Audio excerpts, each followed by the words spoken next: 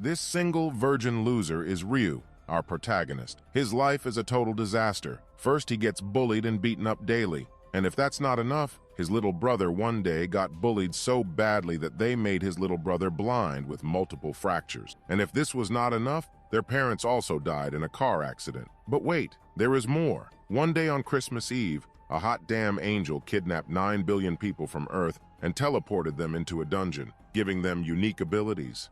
While others get abilities like super strength or mind control, Ryu ends up with a skill so trashy, it's almost laughable. Well, all his stats are below average, every single one of them, and his unique gift, when he dies, he goes back to the day of New Year's Eve to start all over again. Then, without any unique abilities and with trashy stats, he died countless times, got tortured, betrayed, you name it. Yet, Ryu grits his teeth and drags himself through the hellish floors, one after another, for years, alone, and finally, after what feels like a lifetime of suffering, he reaches the top floor. However, the journey takes a cruel turn. To proceed to the final level, one must be part of a team of 5. Ryu, ever the loner and still a virgin, doesn't meet the criteria, so once more he dies, this time on his 99th attempt. Yet as fate would have it, the clock resets. It's New Year's Eve, and Ryu finds himself back at the starting point with one last chance to change his destiny.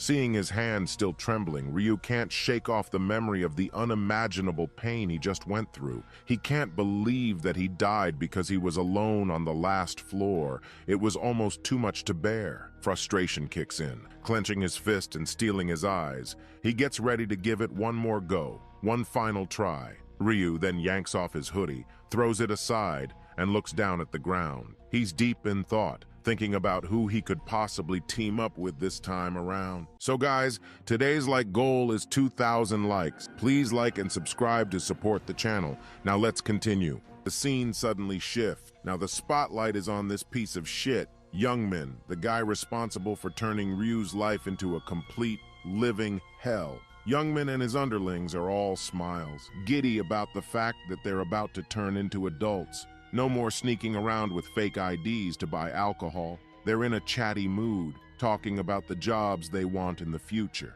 When it's Youngmin's turn, his smile turns darker, more dominating. His buddies ask him what's on his mind for the future. Without missing a beat, Youngmin says he's going to be a gangster. Hearing this, his friends pause. They look concerned, almost freaked out. They tell Youngmin he must be nuts. One bad move in that world, and it's curtains for him. But Youngmin, always the unapologetic jerk, brushes it off. In his view, he's got just this one life to live, so why not live it doing what he enjoys, beating people up? His friends manage a weak laugh, but on the inside, they're pissed off. They're silently labeling him a full-blown psycho. They're also thinking about ditching him for good once they're out of school. Then, to divert the conversation, one of Youngmin's friends asked about what he plans to do with Ryu, referring to him as his errand boy. Youngmin remembered Ryu as a gloomy loser and with a sinister grin, said he obviously wouldn't let Ryu go.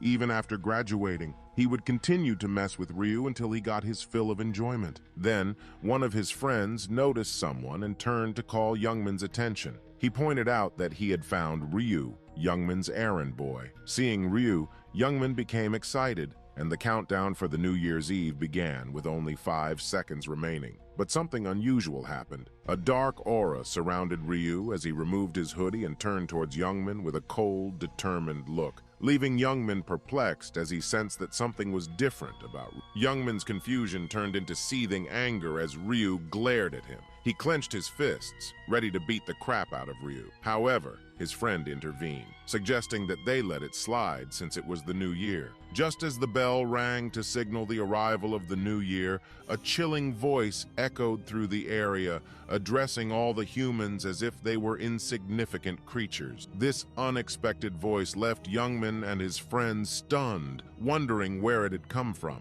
From above the sky, the angel descended ever so slowly, dressed in a pristine white gown with enormous wings to match, one eye obscured by a piece of cloth. The angel looked down at the crowd with an amused smile. She commented that watching humans always felt like observing monkeys in a cage. Meanwhile, the crowd below was losing control, some thinking it was an event organized for the new year, while others were taken aback, finding it all too real, and some were already enamored by the angel's beauty, calling her hot and pretty. Ryu, on the other hand, glared up at her. Even though she looked hot, after seeing her for the 99th time, his anger still boiled within him. The angel let out a slight laugh, calling all the humans trash for falling for her beauty. She warned them not to have any naughty thoughts, as she had no intention of mingling with trash like them, and the people just listened to her in utter silence, shocked, with her hand resting on her chin and a look that seemed like she was contemplating something delicious.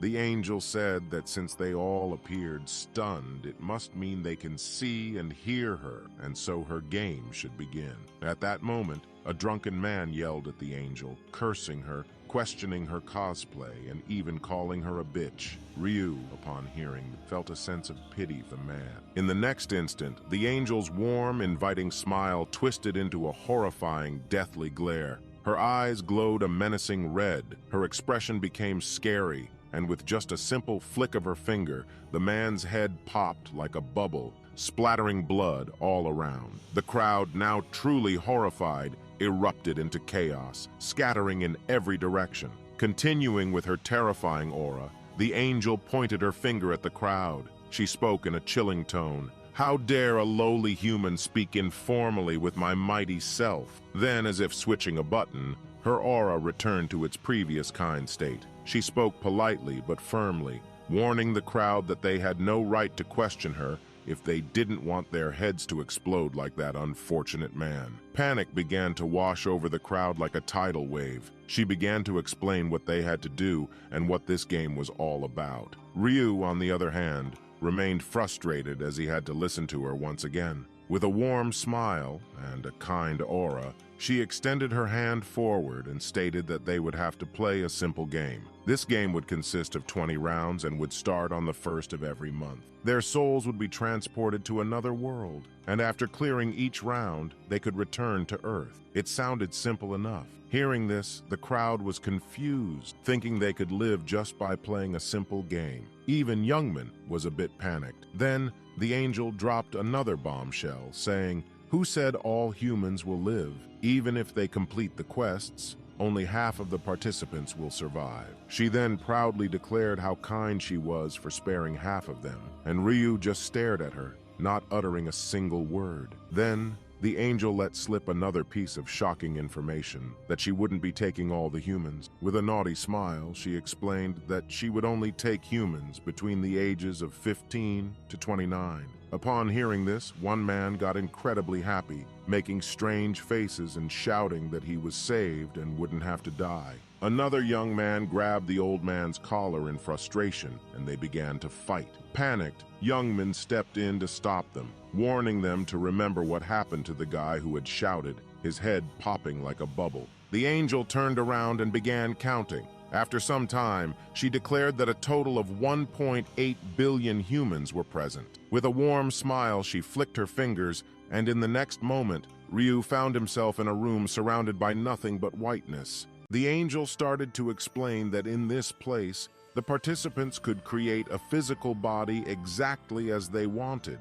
and their souls would be transferred into that body. Standing in front of a mirror, Ryu instantly created a character without much thought, using the body from his previous regression. He chose the nickname Black Scythe. A bright light covered his eyes, and in the next moment, a beautiful field appeared, filled with lush greenery, forests, and mountains. Ryu, with his badass character, magically appeared here with jet black hair and piercing red eyes. Clenching his fist, he mused how using this body so many times had made it feel almost like his real one. Slowly, other participants began to appear in the landscape. Their faces showed fear, panic, and in some cases, awe at their own transformation. Some had chosen appearances resembling famous movie stars or strikingly good-looking personas. Ryu looked at them and thought back to his own initial choices. He remembered that he too had first opted for a flashy, handsome appearance, but that had drawn too much attention, and because of that,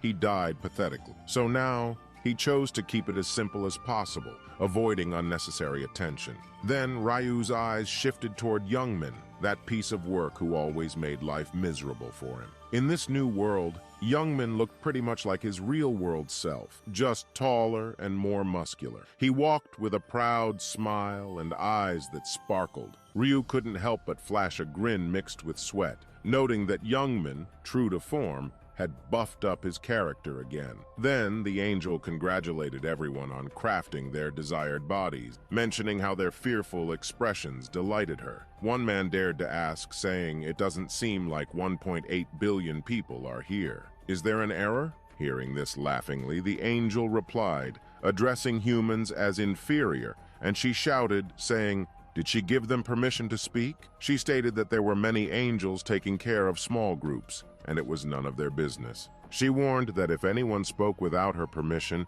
she would pop their head like a bubble. Saying this, she started the quest. Then she commanded all the humans to say, "Status window," and as they did, a status window appeared in front of them. Just like always, Ryu's stats were trash, with his strength, intelligence, agility, and luck all at 3, without any normal or skill. The angel continued, saying, "Now that everyone has opened their status window and got familiar with this system, specially designed like a game for trash humans to understand easily," she gave an evil smile and extended her hand forward. She announced that if they increased their levels and cleared the 20 rounds, they would be granted a wish, and they could wish for anything they wanted. Hearing this, everyone, including young men, got stunned. Then, with an amused smile, she announced that now she would give everyone their unique skill. In front of them, a crystal appeared, and when they broke the crystal, they got their unique skill.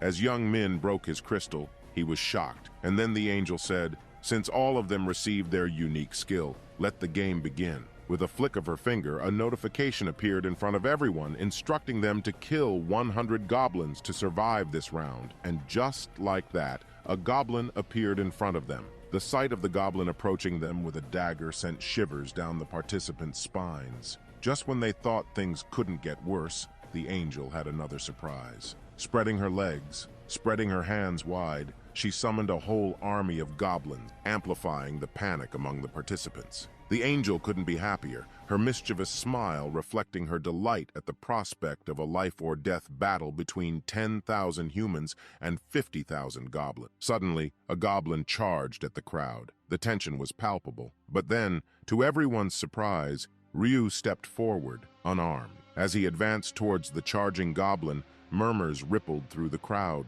Everyone tried to warn him, claiming it was too dangerous. However, Ryu seemed to have a different plan in mind. With remarkable force, he delivered a powerful kick, sending the goblin flying backward and shocking the entire crowd. He changed his plans and decided to show his full power to the crowd, as it was part of his future plans. Picking up the goblin's dagger, Ryu fixed his gaze upon the angel, determined to capture her attention. Then, as 2 more goblins charged at him, Ryu got ready with his dagger. In a flash, both were slain. Again, all the people were shocked, saying how cool Ryu was. Then one person started to say that these goblins might be weak, and they too could easily kill them, believing it was not a big deal. But before he could finish their sentence, a goblin jumped at them, grinning, and stabbed them to death. Witnessing this, everyone panicked and started to run. Meanwhile, Ryu effortlessly continued to eliminate the goblins. As they witnessed the horrifying scene of goblins mercilessly killing humans, Ryu knew that now there would be only one thing on the minds of these people: survival. Some might try to run,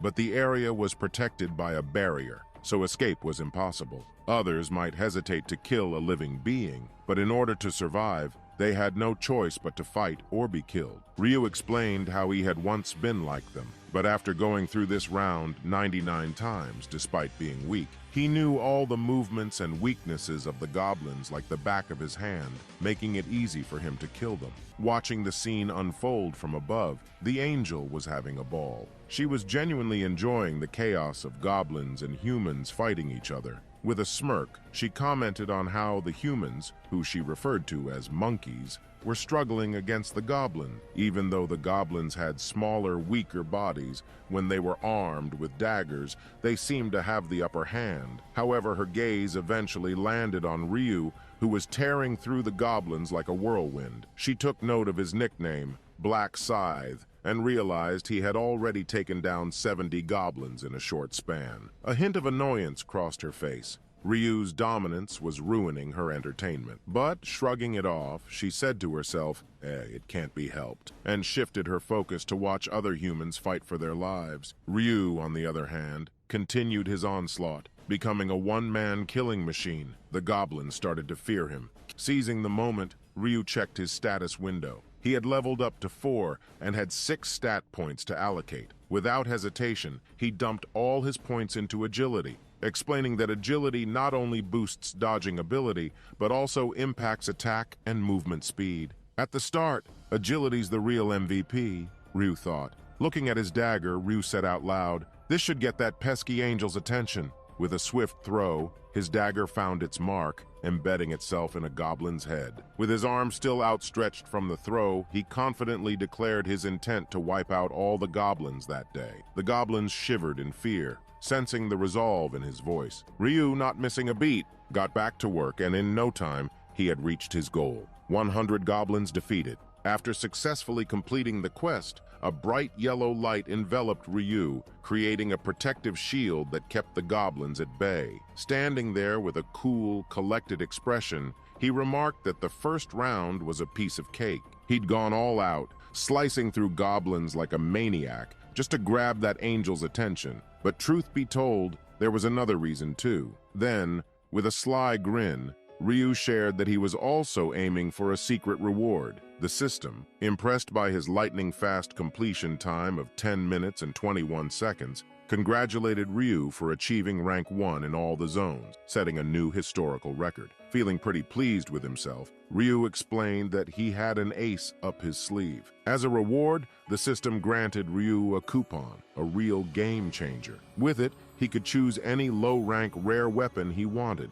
absolutely free. Ryu, still sporting a hand stained with goblin blood, eagerly clicked the coupon, and before him materialized an array of weapons. However, there was a tinge of disappointment in his eyes. You see, his trusty main weapon was a scythe, a rare find indeed. So, begrudgingly, he settled for a dagger, tossing aside the measly goblin dagger like it was trash. Meanwhile, the other players were still caught up in a life-and-death struggle. Ryu, though, was in a league of his own. He casually checked his status window, and there was a title that caught his eye, one he'd never encountered in his previous 99 lives, the Last Time Regressor. This was new to him, and he couldn't help but wonder what it meant. The scene shifted to a flashback, giving us a glimpse of how Ryu earned this new title. Ryu, maintaining his poker face, had utilized the Ryun stone, causing it to slowly fade away as he revived his unique skill, regression. However, the system promptly notified him that this marked the 100th time he'd used this skill, and it was now time to bid farewell to it. Now, this wasn't much of a shock to Ryu, who had anticipated that his skill would be removed after the 100th use. Otherwise, he might have regressed infinitely. However, there was a twist in the tale. Another system notification popped up, catching Ryu off guard. It informed him that this 100th regression had earned him a special title, the Last Time Regressor. This news left Ryu genuinely stunned. You see, in this world, titles were exceedingly rare, and each one came with its own set of skills and stat boosts. Intrigued, Ryu examined his new title and what it offered. Upon death, he would be resurrected with full health, and what's more, he could choose the exact location where he'd return to the land of the living. This, however, was a one-time use ability. At this revelation, Ryu broke into a smile, a genuine one. He rested his chin on his hand, realizing he'd just laid his hands on something truly extraordinary. After that, Ryu, feeling a bit restless, stretched out his arms. He was honestly getting bored and wondered how Youngman was faring. After a quick look around, he spotted Youngman. The dude was still kicking. Ryu smirked a bit, thinking, guess he's gonna make it through this mess like before. As time went on, more participants were finishing their quests. But the angel. She looked like she was about to doze off. She even said it was getting boring since there were now as many humans as there were goblins. Down on the ground, it was a completely different story. Humans were in a real mess. Some looked like they were on their last breath, while others were sobbing, holding their loved ones close. Then, out of the blue, that mischievous angel got a wicked idea. She decided to spice things up. As if things weren't bad enough, the terrified black-haired girl watched in horror as her injured hubby started to fade away,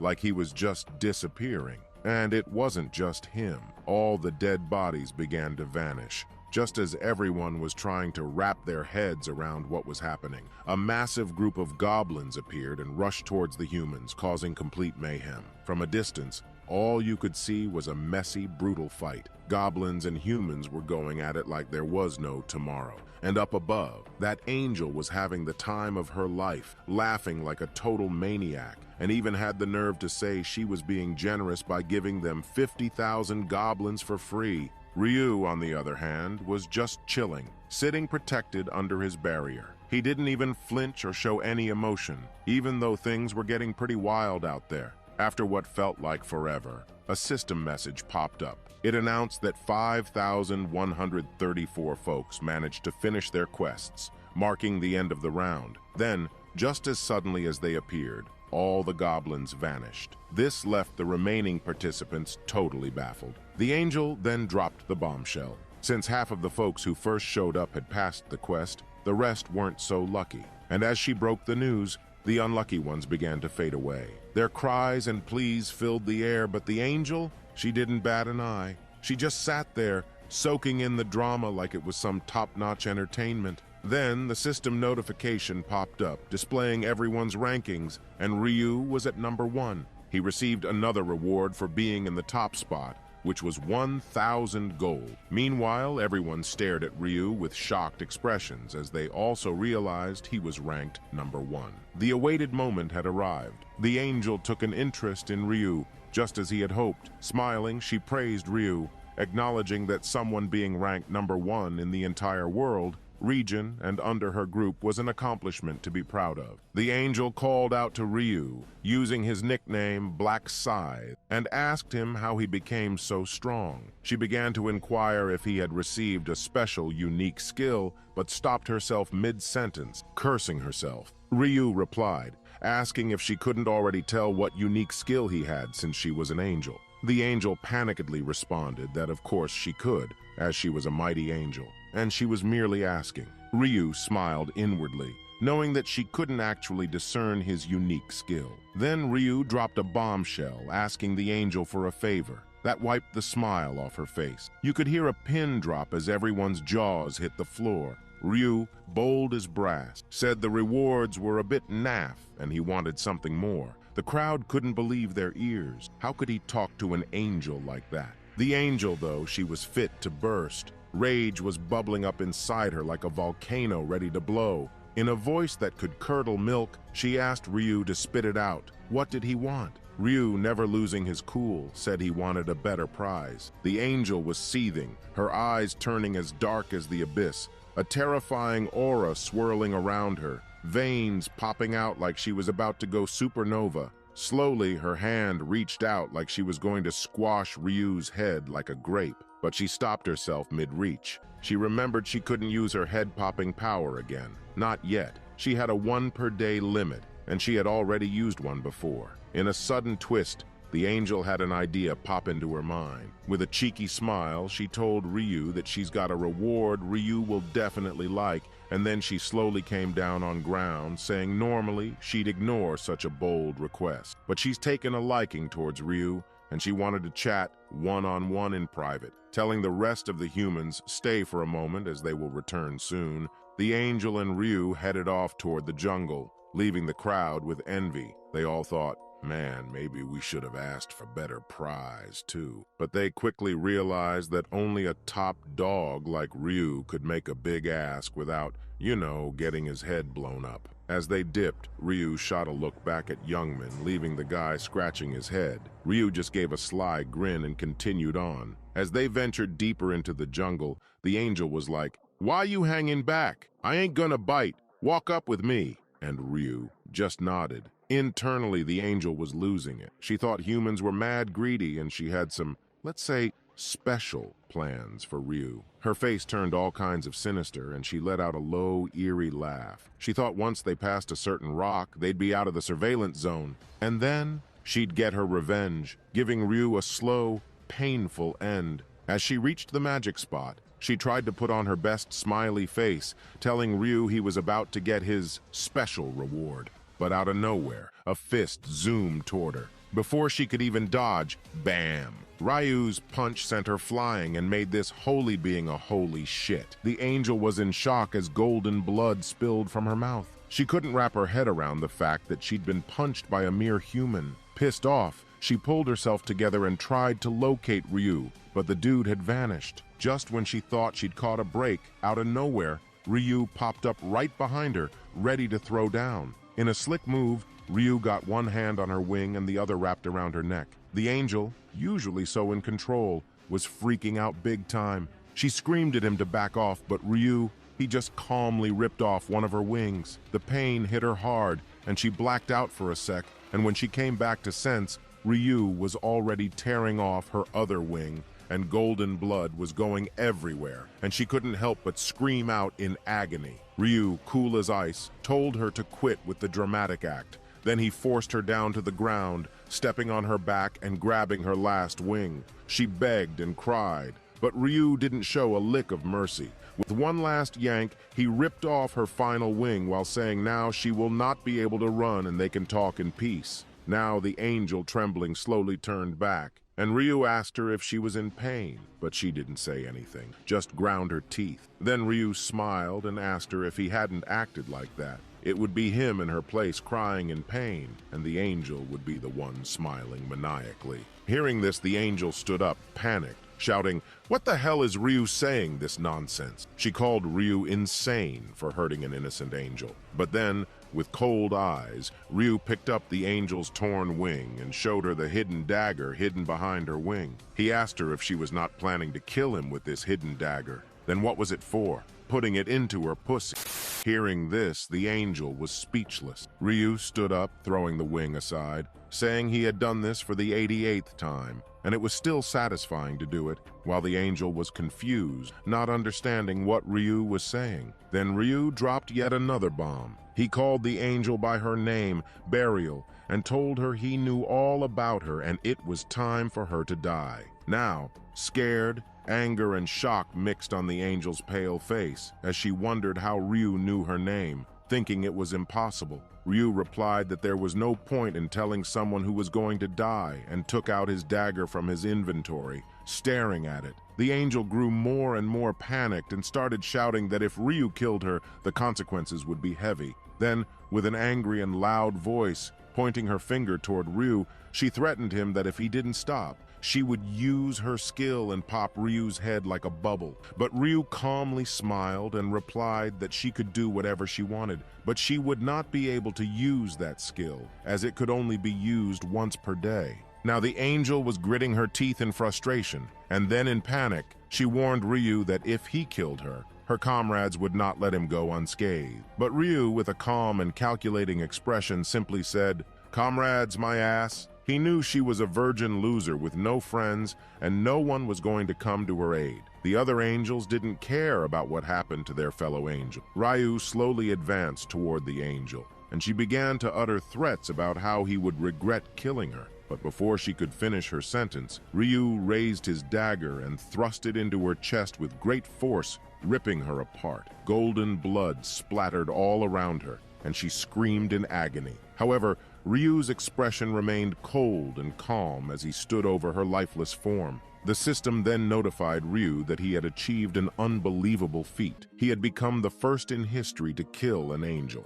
As a reward for this act, he received two rewards. First, he obtained the angel's special essence, her juice, and second, he acquired an ability ruin crystal. This was the entire reason he had killed the angel, and he had succeeded in his goal. The ruin was known as the Ruin of Slaughter, and Ryu wasted no time in utilizing it. As he activated the ruin, it began merging with him, and the system promptly notified him that he had gained a unique skill known as the Butcherer. With this skill, every time he killed his target, all of his stats would increase by 1%, making him even more formidable. The system didn't stop there. It informed Ryu that he had earned the title of the First Angel Slayer. This title bestowed a tremendous advantage upon him, as when facing an angel in battle, all of his stats would double, turning him into a formidable adversary. Now, the most significant reward awaited Ryu as he held the angel's special juice in his hand. He explained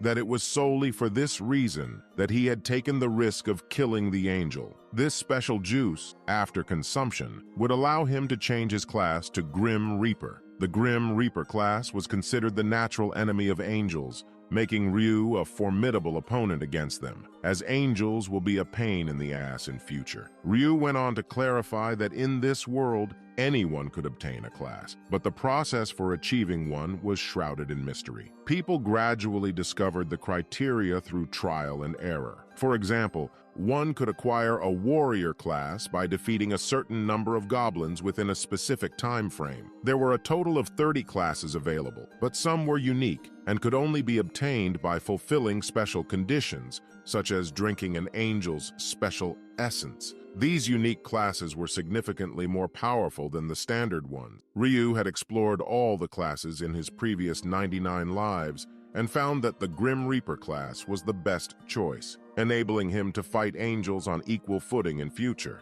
Ryu wasted no time in claiming his rewards for coming in first place in the entire region. He carefully selected a 3x experience buff for 2 rounds, fully aware of its importance. He already possessed valuable information and a good amount of gold, but he needed to level up quickly for his future plans. As Ryu made his choices, the angel's presence began to fade, and a soothing white light enveloped the entire area. The scene then shifted, and we found ourselves back on Earth with Youngman. He was panting and bewildered, slowly raising his head as he wondered if everything that had transpired was merely a bad dream. However, Youngman noticed something odd. He checked his phone and discovered that exactly 5 hours and 20 minutes had passed, precisely the same amount of time as in his dream. Gradually, others around him began to wake up with headaches. Youngman's friend also woke up, confused, and shared that he had experienced a strange dream. But Youngman observed something even more alarming. As he pushed his friend's foot gently,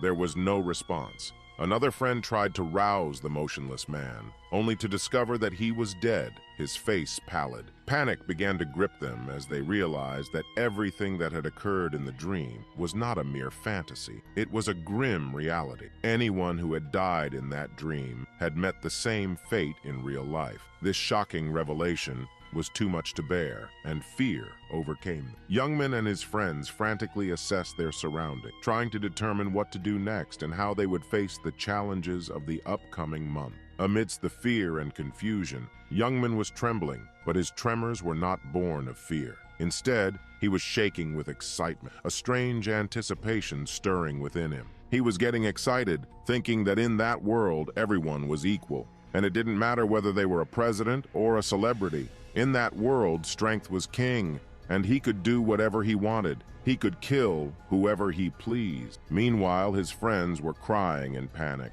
scared that next month he would die as a virgin if he failed to complete the quest. But Youngman scolded them, telling them he wasn't the only one facing this problem. He urged them to stay calm and explained that all they had to do was kill some monsters to survive the next round. It was as easy as spreading butter on bread. Hearing this, his friends couldn't believe what they were hearing and thought Youngman was crazy to begin with. But now he seemed even crazy. One of them sighed and called him a bastard, saying that with his miserable life, he wouldn't be missed if he died right now. After all, he had tons of things he wanted to do. Youngman paid little attention to their words. He was scanning the crowd. His friends asked him what he was looking for, and it turned out he was searching for his personal punching bag, Ryu. He wondered where that little rascal had gone. He had definitely seen him heading in that direction before he passed out. Could it be that he couldn't even make it past the first round and died there?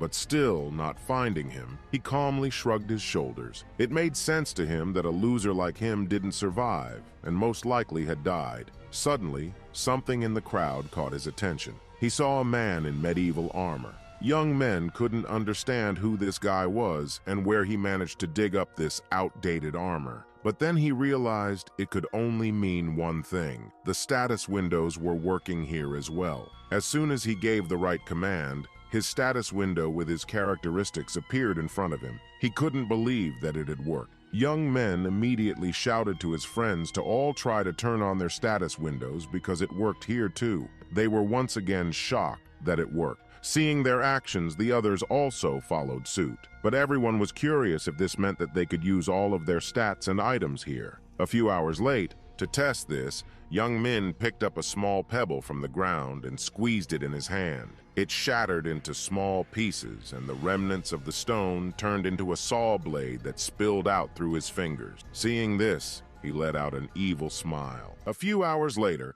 the next breaking news was announced on Morning News nationwide. Multiple angels were seen worldwide, and 9 billion people died overnight, while another 9 billion people gained mysterious powers, turning the whole world upside down. Ryu Min walked down the street with a serious face, reading the news on his smartphone. He thought to himself, it's just the beginning. The real chaos is about to come. The real problem was now on round 1. People didn't become that strong. They reached just the level of a pro athlete. The real chaos would begin from round 2, when they would get magical powers, giving rise to numerous criminal activities as modern weapons wouldn't work on them. Ryu wasn't going to sit back and watch the world descend into chaos. If he had left things as they were, the Earth would likely have fallen into ruins before the 20th round arrived. There was only one solution. He would have to control the other players by overpowering them,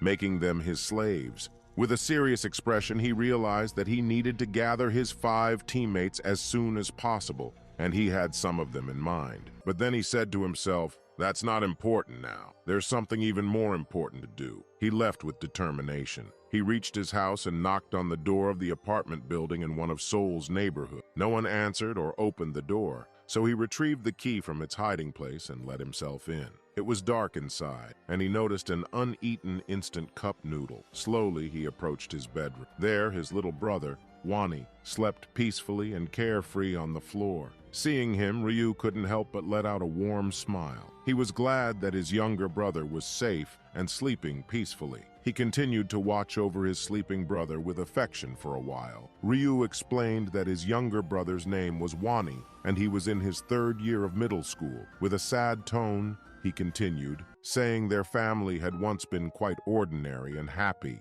but after their parents died in a car accident, a lot of things changed quickly for them. One of the most drastic changes that happened was that Ryu became his little brother's only family and guardian. As Ryu examined his little brother, he noticed a band-aid coming off his hand and some bruises on his shoulders, as if someone had beaten him up. Gently, Ryu glued the band-aid back on and just stared at his brother, lost in thought. Morning came, and Ryu woke his little brother up, informing him that it was morning and time to wake up. Wani, still sleepy, slowly woke up and questioned why he was being awakened so early, especially when he had no classes today. Ryu, seeing how lazy his little brother was, pulled the blanket off him, startling him and waking him up in shock. Ryu explained that they didn't have time to sleep and that he would explain everything later. For now, Ryu instructed him to hurry and dress up as they had to go somewhere urgently, his face still serious. Wani took his time, not fully understanding what was happening.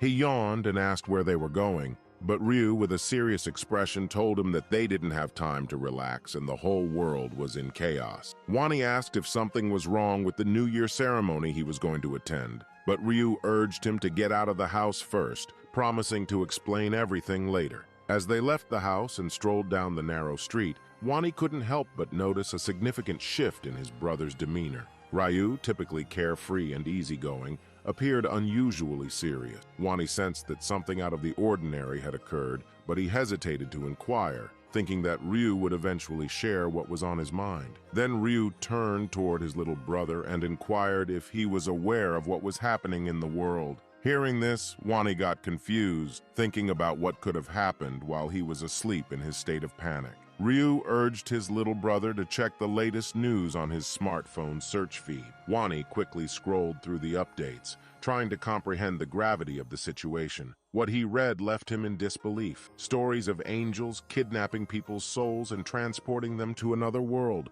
where half of them had died with a heart attack mysteriously. Panic surged through Wani as he absorbed the shocking news. In his state of anxiety, he bombarded Ryu with questions, asking, did Ryu also get transported to that world? His brother told him that he had been taken too, and he could only get out after killing 100 monsters called goblins. Hearing this, Wani immediately began to worry about his brother's health and asked if he was hurt. He bombarded Ryu with questions, but Ryu reassured him not to worry about himself. However, upon hearing this, Wani became even more concerned. After all, Ryu was his only family, his only sibling and dearest person. Ryu was his entire world, and the thought of something happening to his brother was unbearable. To fulfill both the mother's and father's duty, Ryu became the most mentally strong individual from a very young age. But having a strong mind and killing 100 monsters are completely different things. Seeing his worried little brother,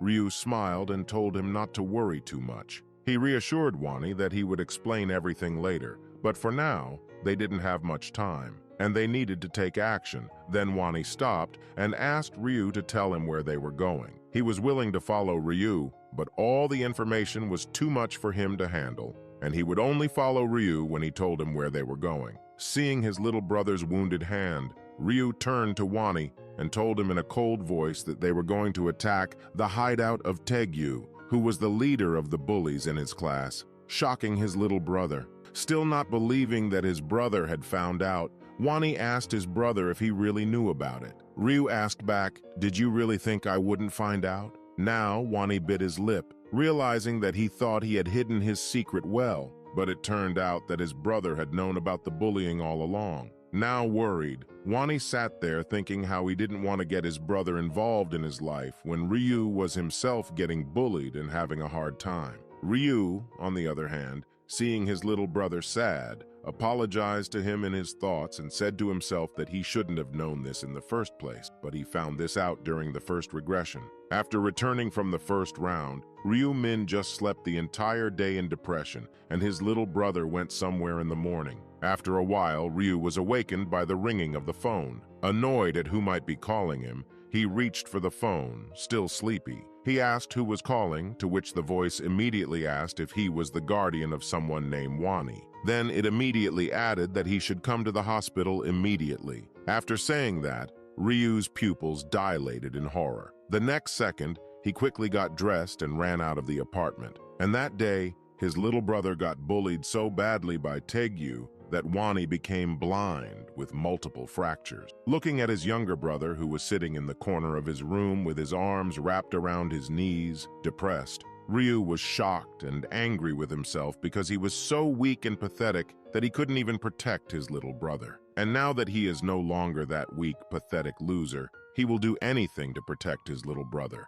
And his first mission is to beat the crap out of that son of a bully. Then the scene shifts, and we see an old factory. And inside that, Taegyu was beating someone furiously, asking why they hadn't brought him 200,000 won each as he had ordered them to. Shivering in pain and agony, the man tried to say something, but only managed to squeeze out another painful groan. Taegyu took that as ignoring him, which made him even angrier. He lifted his foot and swung it at the poor guy with anger in his eyes. Then he began to beat the poor guy again with anger, who had no chance to resist, and it would have made things worse because his assailant was not alone. Taegyu's friends stood aside watching this one-sided beating with a chuckle, but they were actually tense and afraid of Taegyu's ruthless attitude, since he was very unpredictable and very cruel. Even the other high school students were afraid of him.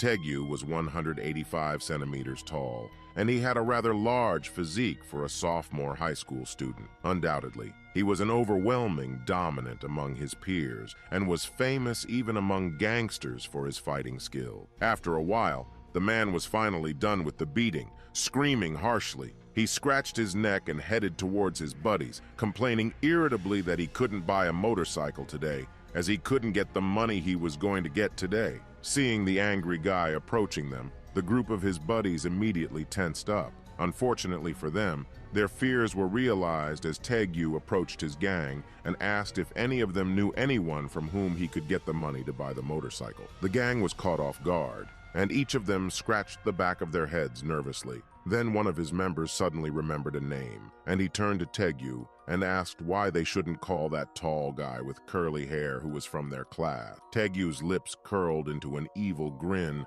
when he realized who he was talking about. Then he added that he planned to call him today anyway, since he thought he deserved a good beating as a New Year's present. They were thinking about how they would beat Ryu-1. Taegyu, with an annoyed face, said that Ryu-1 is basically homeless, and they will not get anything from him. Then he decided that once he comes, he will beat the crap out of him and make him blind for being so poor. Then suddenly, a footstep echoed in the empty factory, and in the entrance, Ryu confidently entered the building, while Wani hesitantly followed behind him. Seeing Wani, the hooligans started laughing, saying they were just going to call him, and here he is. He came on his own. Then, noticing another person beside Wani, standing confidently, Taegyu got annoyed, thinking who he is. Then he shouted loudly, cursing Wani, saying how dare he bring someone without his permission. But Ryu just stood there silently, glaring at them, and Wani started to shiver in fear.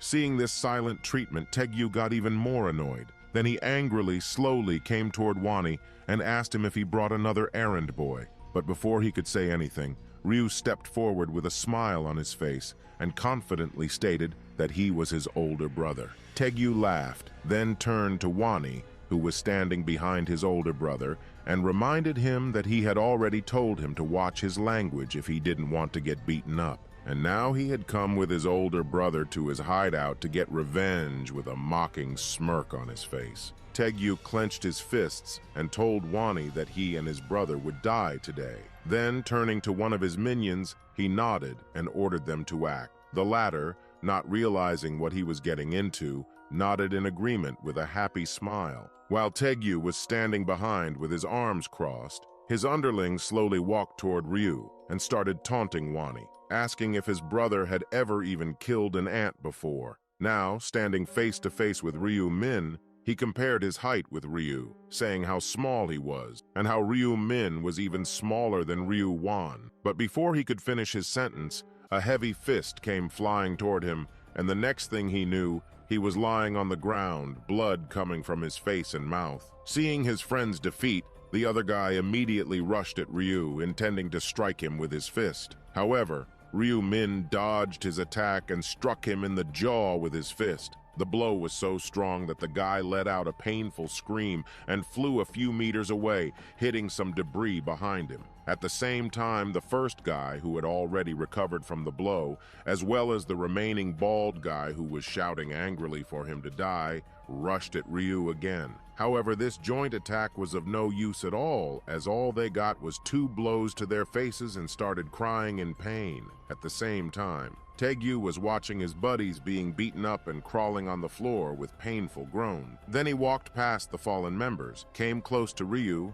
and with a smirking smile asked Ryu that he must have been acting this confident because he must have some boxing training from somewhere. But it's not enough to defeat him, as, however skilled Ryu is, he will not be able to overcome the difference in weight class. Taegyu was 185 centimeters tall and had a sturdy build, while Ryu-min was 165 centimeters tall and looked frail. The difference in weight classes was obvious, and one could easily predict the outcome of the fight between the two without even watching it. However, to Taegyu's surprise, Ryu didn't look scared at all. With a smile on his face, he turned to the big man and asked him if he was not watching the news. Hearing this nonsense, Taegyu charged toward Ryu with his punch, but to his surprise, Ryu dodged it effortlessly. Then Taegyu threw punches and kicks after kicks, but Ryu dodged all of them effortlessly. Now his vision was getting blurry, and he was breathing heavily,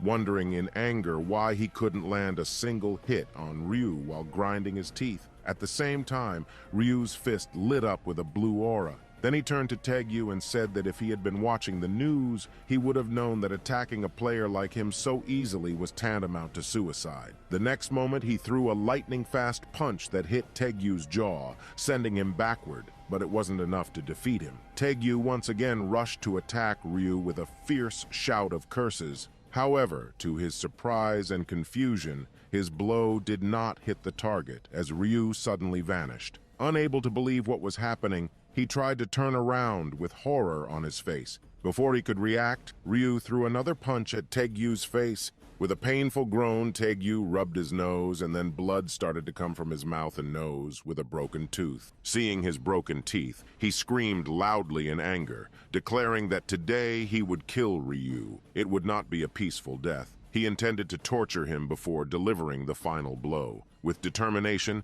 he once again threw a punch toward Ryu Min. But this time, Ryu didn't dodge the attack. Instead, he grabbed Taegyu's hand, leaving Taegyu in shock. Ryu Min started throwing a barrage of punches toward Taegyu, and from behind, Taegyu's underlings were left surprised. Taegyu noticed that Ryu was only punching his face, trying to humiliate him in front of his gang. This realization fueled his anger, and he charged toward Ryu again. But this time, Ryu kicked Taegyu with great force. Taegyu went flying and crashed onto the wall. The kick was so strong that Taegyu was holding his neck, struggling to breathe. With broken teeth, shivering from pain, and saliva coming from his mouth, Ryu slowly walked toward Taegyu, and with a cold stare asked, "Does it hurt a lot?" Ryu was consumed by anger because during his earlier regressions when he was weak, he had seen his little brother getting bullied and brutally beaten numerous times. Those memories haunted him, and he couldn't forget them.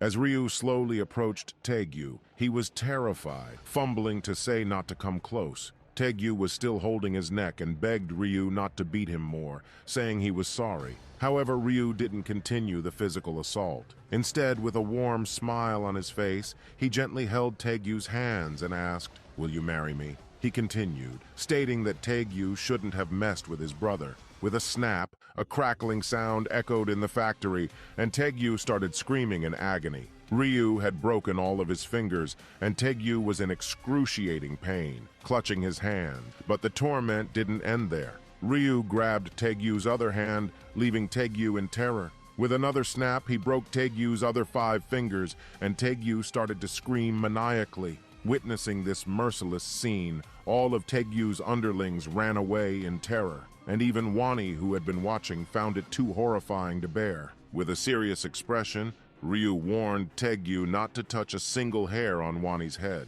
Taegyu, crying, promised that he would never do that. But then Ryu began to smile with a very happy expression. He grabbed Taegyu again, stating that Taegyu might change his mind in the future, so he had to ensure Taegyu would never mess with them. With that, he broke Taegyu's wrists as well, and Taegyu screamed in agony for hours. The scene shifted, and we see Ryu walking, his little brother hesitantly calling his name. Ryu stopped, and Wani asked in surprise how Ryu did that, and if he had learned some kind of martial art in another world. Hearing this, Ryu smiled slightly and replied that just like the news said, players could use their abilities in the real world. As an example, he pointed to his hand, which shone with a bright golden light. In the next moment, a black dagger appeared in his hand, causing Wani to gasp in surprise. Seeing the dagger magically appear in Ryu's hand, Wani got very excited and curiously, with sparkling eyes, asked how Ryu did that. Ryu, with a kind smile, replied that this is one of the skills he got from the other world, and all the other players can use it. Then, as Ryu was putting the dagger back into his inventory, Wani remembered what had happened at the factory and asked in the same surprised voice if Ryu had learned all his new fighting techniques from that other world as well. Ryu replied that he didn't learn any fighting techniques, and he was able to do that because he was faster than them. His dexterity stat had reached level 11, adding that normal people's agility stats were around 3 points, while professional athletes could reach 10 points, and his was 11. So now he was as fast as Usain Bolt. Wani followed his brother and asked what would happen if he leveled up, and Ryu replied that he didn't know, as he hadn't reached that level, and only by leveling up would he be able to find that answer. But from inside, he knew the answer. You see, in his 13th life, He told everything about him to his little brother that would happen in the future,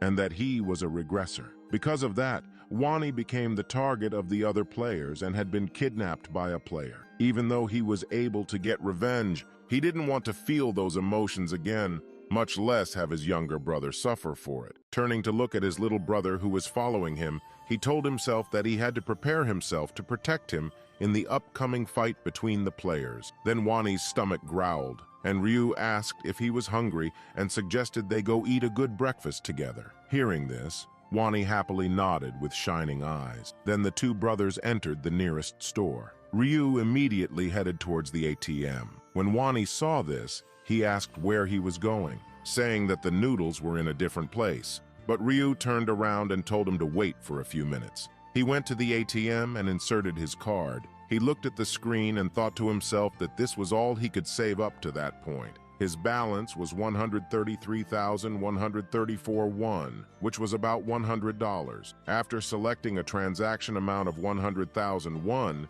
he pressed the button to confirm the transaction. Seeing the huge bills in his older brother's hands, Wani was surprised and asked why he needed so much money, to which Ryu replied that he needed it for something. Then the two reached an area selling premium foods, and Ryu asked Wani why he didn't choose something from here. Hearing this, Wani got startled, saying everything here is very expensive. Even the cheapest food here is for $20. But Ryu reassured his little brother that it's okay as it's New Year, and they should eat good food to enjoy the day. Hesitantly, Wani asked if they spend money on expensive food, will they have enough money for living expenses? Ryu replied with a smile not to worry about money, and just to buy as he has a way to earn a lot of money. Then, Wani excitedly picked up a packet of pork belly meat, saying he always wanted to taste this, and today finally he will be able to. Ryu from afar was watching his little happy brother with a warm smile. Then, Ryu approached Wani, who was shining with happiness, and suggested that they go to a restaurant together sometime and order some roast beef. But Wani smiled the happiest smile Ryu had ever seen, and replied that there was no need, as he had more than enough of what they had bought today. Seeing how happy his brother was, Ryu told himself to wait for only 5 days, after which he could give his little adorable brother as much food as he wanted. He will give his little brother so much meat that he will get tired of eating it. Then the scene shifts, and we see Wani took a piece of meat with his chopsticks and put it on a spoonful of rice. As he took a bite and chewed it, he happily said with a happy face that it was delicious, really delicious. Ryu was really happy seeing his little brother happy. Then suddenly, Ryu stood up from his seat and told Wani to wait here as he had a very important thing to do. Wani asked him where he was going, but Ryu told Wani that he will know in a second. Then Ryu returned after a while, and he loudly slammed his hand on the table, placing his pen on it. Confused, Wani then noticed many lottery tickets and asked Ryu in an uncertain voice if all these are lottery tickets. Ryu replied, "Yes, they are." As he was opening his pen's cap, Wani, with a worried voice, asked how many tickets Ryu bought, and Ryu replied, 20. Hearing this, Wani got panicked, realizing his big bro just spent his entire savings on some lottery tickets, and he asked Ryu in concern how he could do that, and if this was the way of earning money Ryu was talking about, as he should know that it was almost impossible to win them. However, his older brother calmly told him to trust him and just watch. Then he took a pen and began to circle the numbers on the lottery tickets. Wani was puzzled when he saw Ryu circling numbers on all the lottery tickets. Worried, Wani asked Ryu why did he circle the numbers on each ticket, and Ryu replied with a smile on his face that he did it because those numbers were the winning ones. Then the scene shifts, and we see the brothers sitting in their house with lottery tickets on the table. Ryu was calmly flipping through his phone, while his brother nervously held the phone in one hand and propped his head up with the other. The announcement of the lottery draw was made from his phone. Wani was biting his fingernails with worry, staring at the screen of his phone with the live broadcast. He thought they were in trouble if they didn't win a single lottery because they had wasted all their money. As the live broadcast began, Wani became more nervous and Ryu scolded him not to be so nervous and to stop biting his nails. Wani said that they would have been better off buying better food with that much money. Then the hosts announced that the first lucky number was 3, and Wani stopped biting his nails. The second number was 18, and the third was 9. Wani was shocked as he saw the numbers matching the numbers on the lottery ticket that Ryu had bought. As all the numbers got revealed, Ryu matched the numbers on the lottery ticket with the phone screen. He was overwhelmed with emotion, looking from the phone to the ticket and back again. With happiness, he asked Ryu if this was all a dream. Ryu replied it's not a dream and told Wani that he told him he had a way to earn money. Realizing it's not a dream, Wani raised his hand high, holding the lottery ticket, and happily shouted that they won the first prize. Ryu then told Wani to stop shouting, as if the neighbors heard them. They might get into trouble, and Wani stopped shouting midway. Then Ryu warmly asked Wani if he's happy, and Wani replied, of course he is happy, and asked Ryu if he's not happy. Ryu, with a smile, replied that he is, but he was not looking excited at all. He explained that he was also like Wani when he first won the lottery in his 15th regression, but after repeating it for multiple times, it became more like a mandatory process or an annual event. Then Ryu said to himself that he has to earn money quickly, as after the death of 9 billion people, and the item trading among the players will crash the economy like crazy. But it was not the end of the surprise. Ryu won first prize for all the 20 tickets. Now holding all 20 winning tickets, Wani was in shock, asking Ryu that this still doesn't feel real, and how much is the total amount will be. Ryu replied he doesn't know, but then with a smile, he said the amount is so large that it will shake the entire world. Ryu got off the bus and walked down the street. He soon saw a tall building in front of him. It was the main branch of Non-Hyeop Bank where he was to receive his prize. Normally, he would have been nervous before entering, but maybe it's because this is the 85th time he is receiving the grand prize. He is not nervous at all. The bank was crowded with customers, but none of them were lottery winners. Ryu went to the front desk in the lobby of the new building, and then he approached the employee on duty,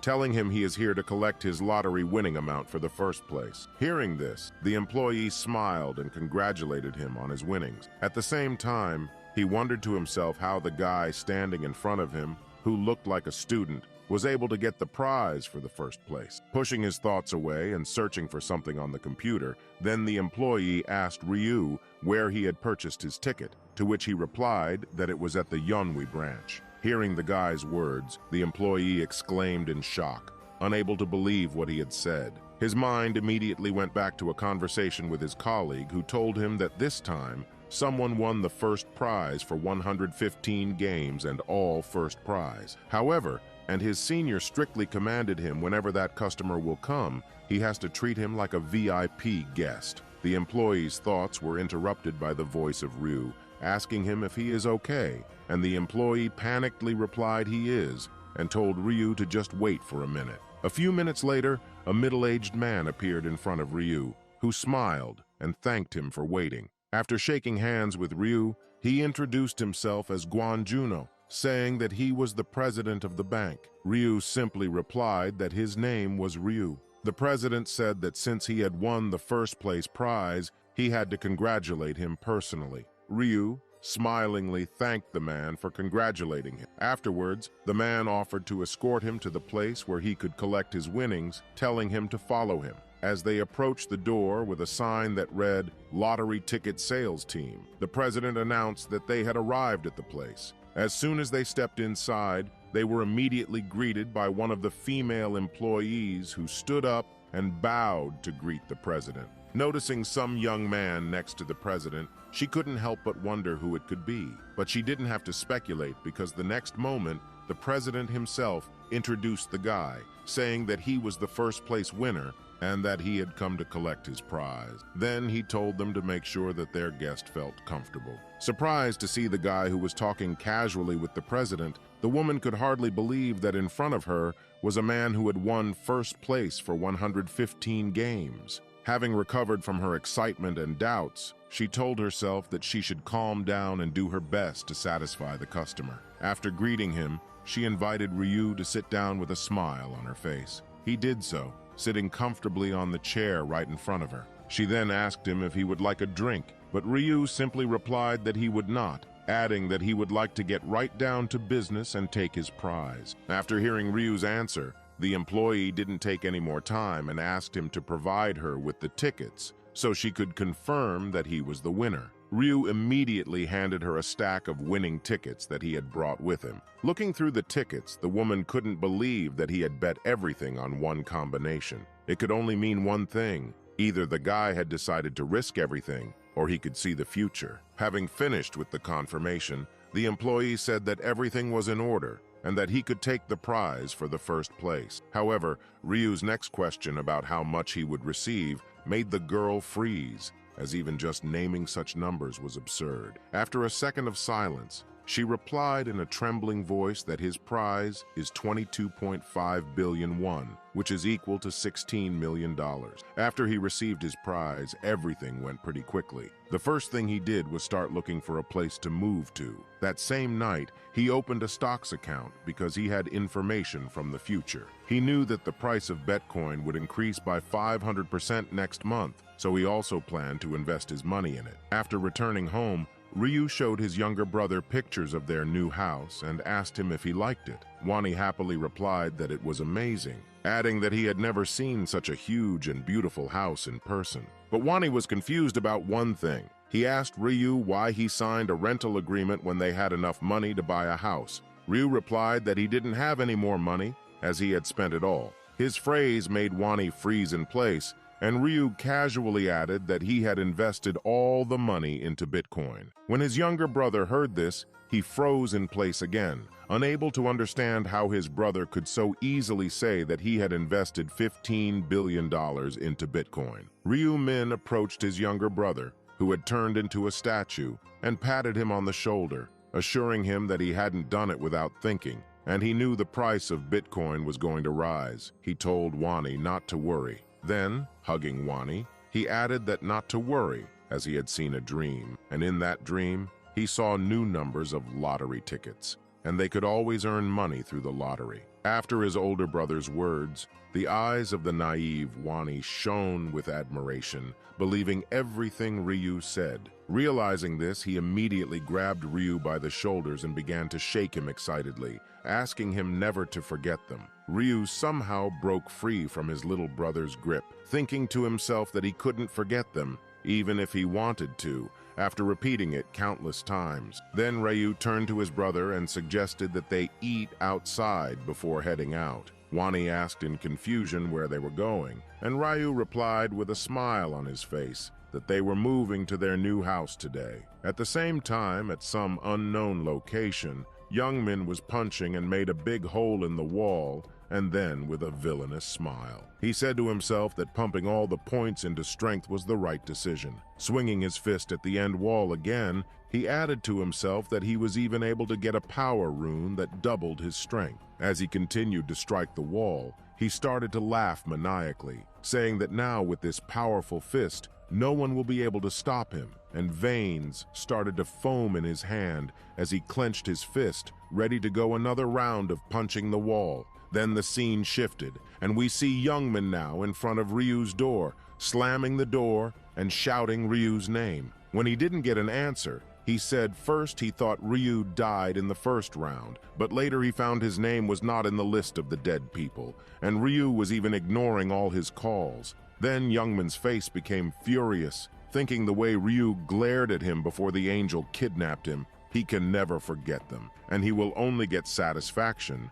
when he will beat him to death with his own hands. Then Youngman started to slam Ryu's door continuously, saying if he is hiding inside, he will now come inside after breaking the door. However, a voice stopped Youngman, and it was an old man standing on the stairs who turned to him and asked him what he was doing at that door. Youngman asked the old man if he should mind his own business, since Youngman is not slamming. This is the story of Ryu, the strongest hunter on Earth, who dies because he was a single virgin loser. In the previous episode, we saw how Ryu mercilessly drove his dagger inside the angel's body, giving her a brutal death and becoming the god of death. After returning to Earth, he got revenge on the ugly, fatzos who bullied his little brother by breaking every one of his bones and all 10 of his fingers. He then gave his little brother all the possible happiness, feeding him meat, buying a big house, and just when they were greeting their new neighbors, they met a beautiful,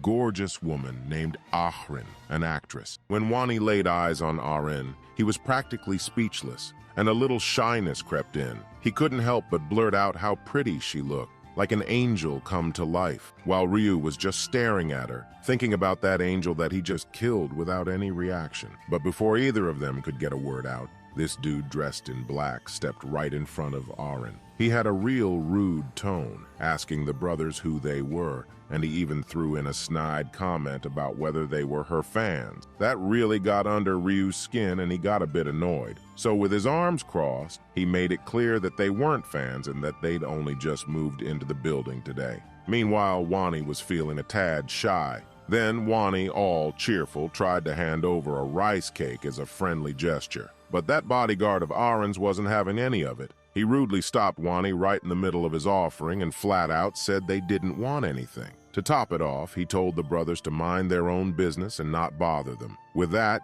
he just turned on his heel and walked away, casually mentioning that Ahrin ain't into sweet stuff. Left the brothers feeling pretty insulted, that's for sure. Next up, the bodyguard opened up the door to Ahrin's place and told her to head on inside. She followed his lead, but she couldn't help but shoot a sorry look back at the brothers. Today's goal is 3,000 likes. Like and subscribe to support the channel. Now let's continue. Now Ryu was getting pretty mad about the whole deal. He might not know who these people were, but that man's rude behavior was really getting on his nerves. On the other hand, Wani was still standing there, practically speechless. And it ain't just 'cause he was feeling insulted. It's 'cause he realized that the lady he'd been staring at was none other than his idol, Ahrin. His eyes lit up with happiness, and he couldn't believe he was seeing her in the flesh. While Ryu was confused, thinking who she was, being a single virgin and a shut-in, he didn't have much knowledge about famous people. Then Wani excitedly explained to Ryu that she was Ahrin, and Ryu asked in confusion, "Who is Ahrin?" Then the scene shifts, and we see Ahrin sitting on her sofa, watching the news on her phone. The news is filled with reports about how some famous actors mysteriously died overnight from heart attacks, and she recognizes that some of them were her friends. She feels a growing sense of terror as she wonders what is happening to the world. She places her phone on her bed, still filled with worry and a hint of fear,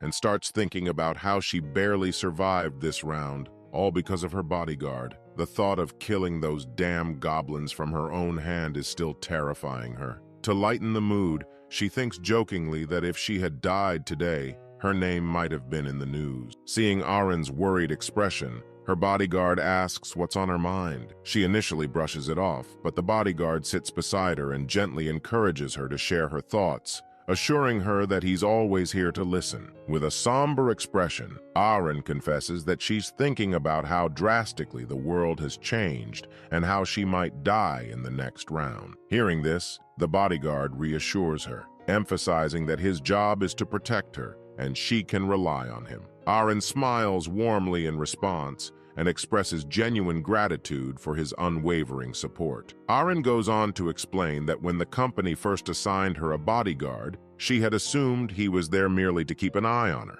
However, she acknowledges that without his presence, she might not have survived the first round. She shares a light-hearted moment with her bodyguard, mentioning that the new neighbors who brought rice cake looked yummy, but her bodyguard replied that she would get ugly and fat if she ate things like that. Ahrin replied that it was okay to take the cake, and they would not have eaten it. The bodyguard was too rude to the brothers, as they might have felt bad and insulted. The bodyguard replied that he knows all about people like them. They were just trying to be friendly for their own selfish reason, and if they had taken the rice cake, they would have bothered them non-stop. But Ahrin, remembering the faces of the brothers, Wani, an innocent boy, and Ryu, a Chad, and thought they didn't look like bad people to her. Then Ahrin notices something about one of the two neighbors. One of them looks older, possibly above 15 years old, which means he must have killed 100 goblins to survive. The bodyguard replied that he must have, and that's why he is alive. Ahrin again gets a little panicked, saying how amazing Ryu is. To think someone who has gone through such a cruel and hellish experience can look so calm. Hearing this,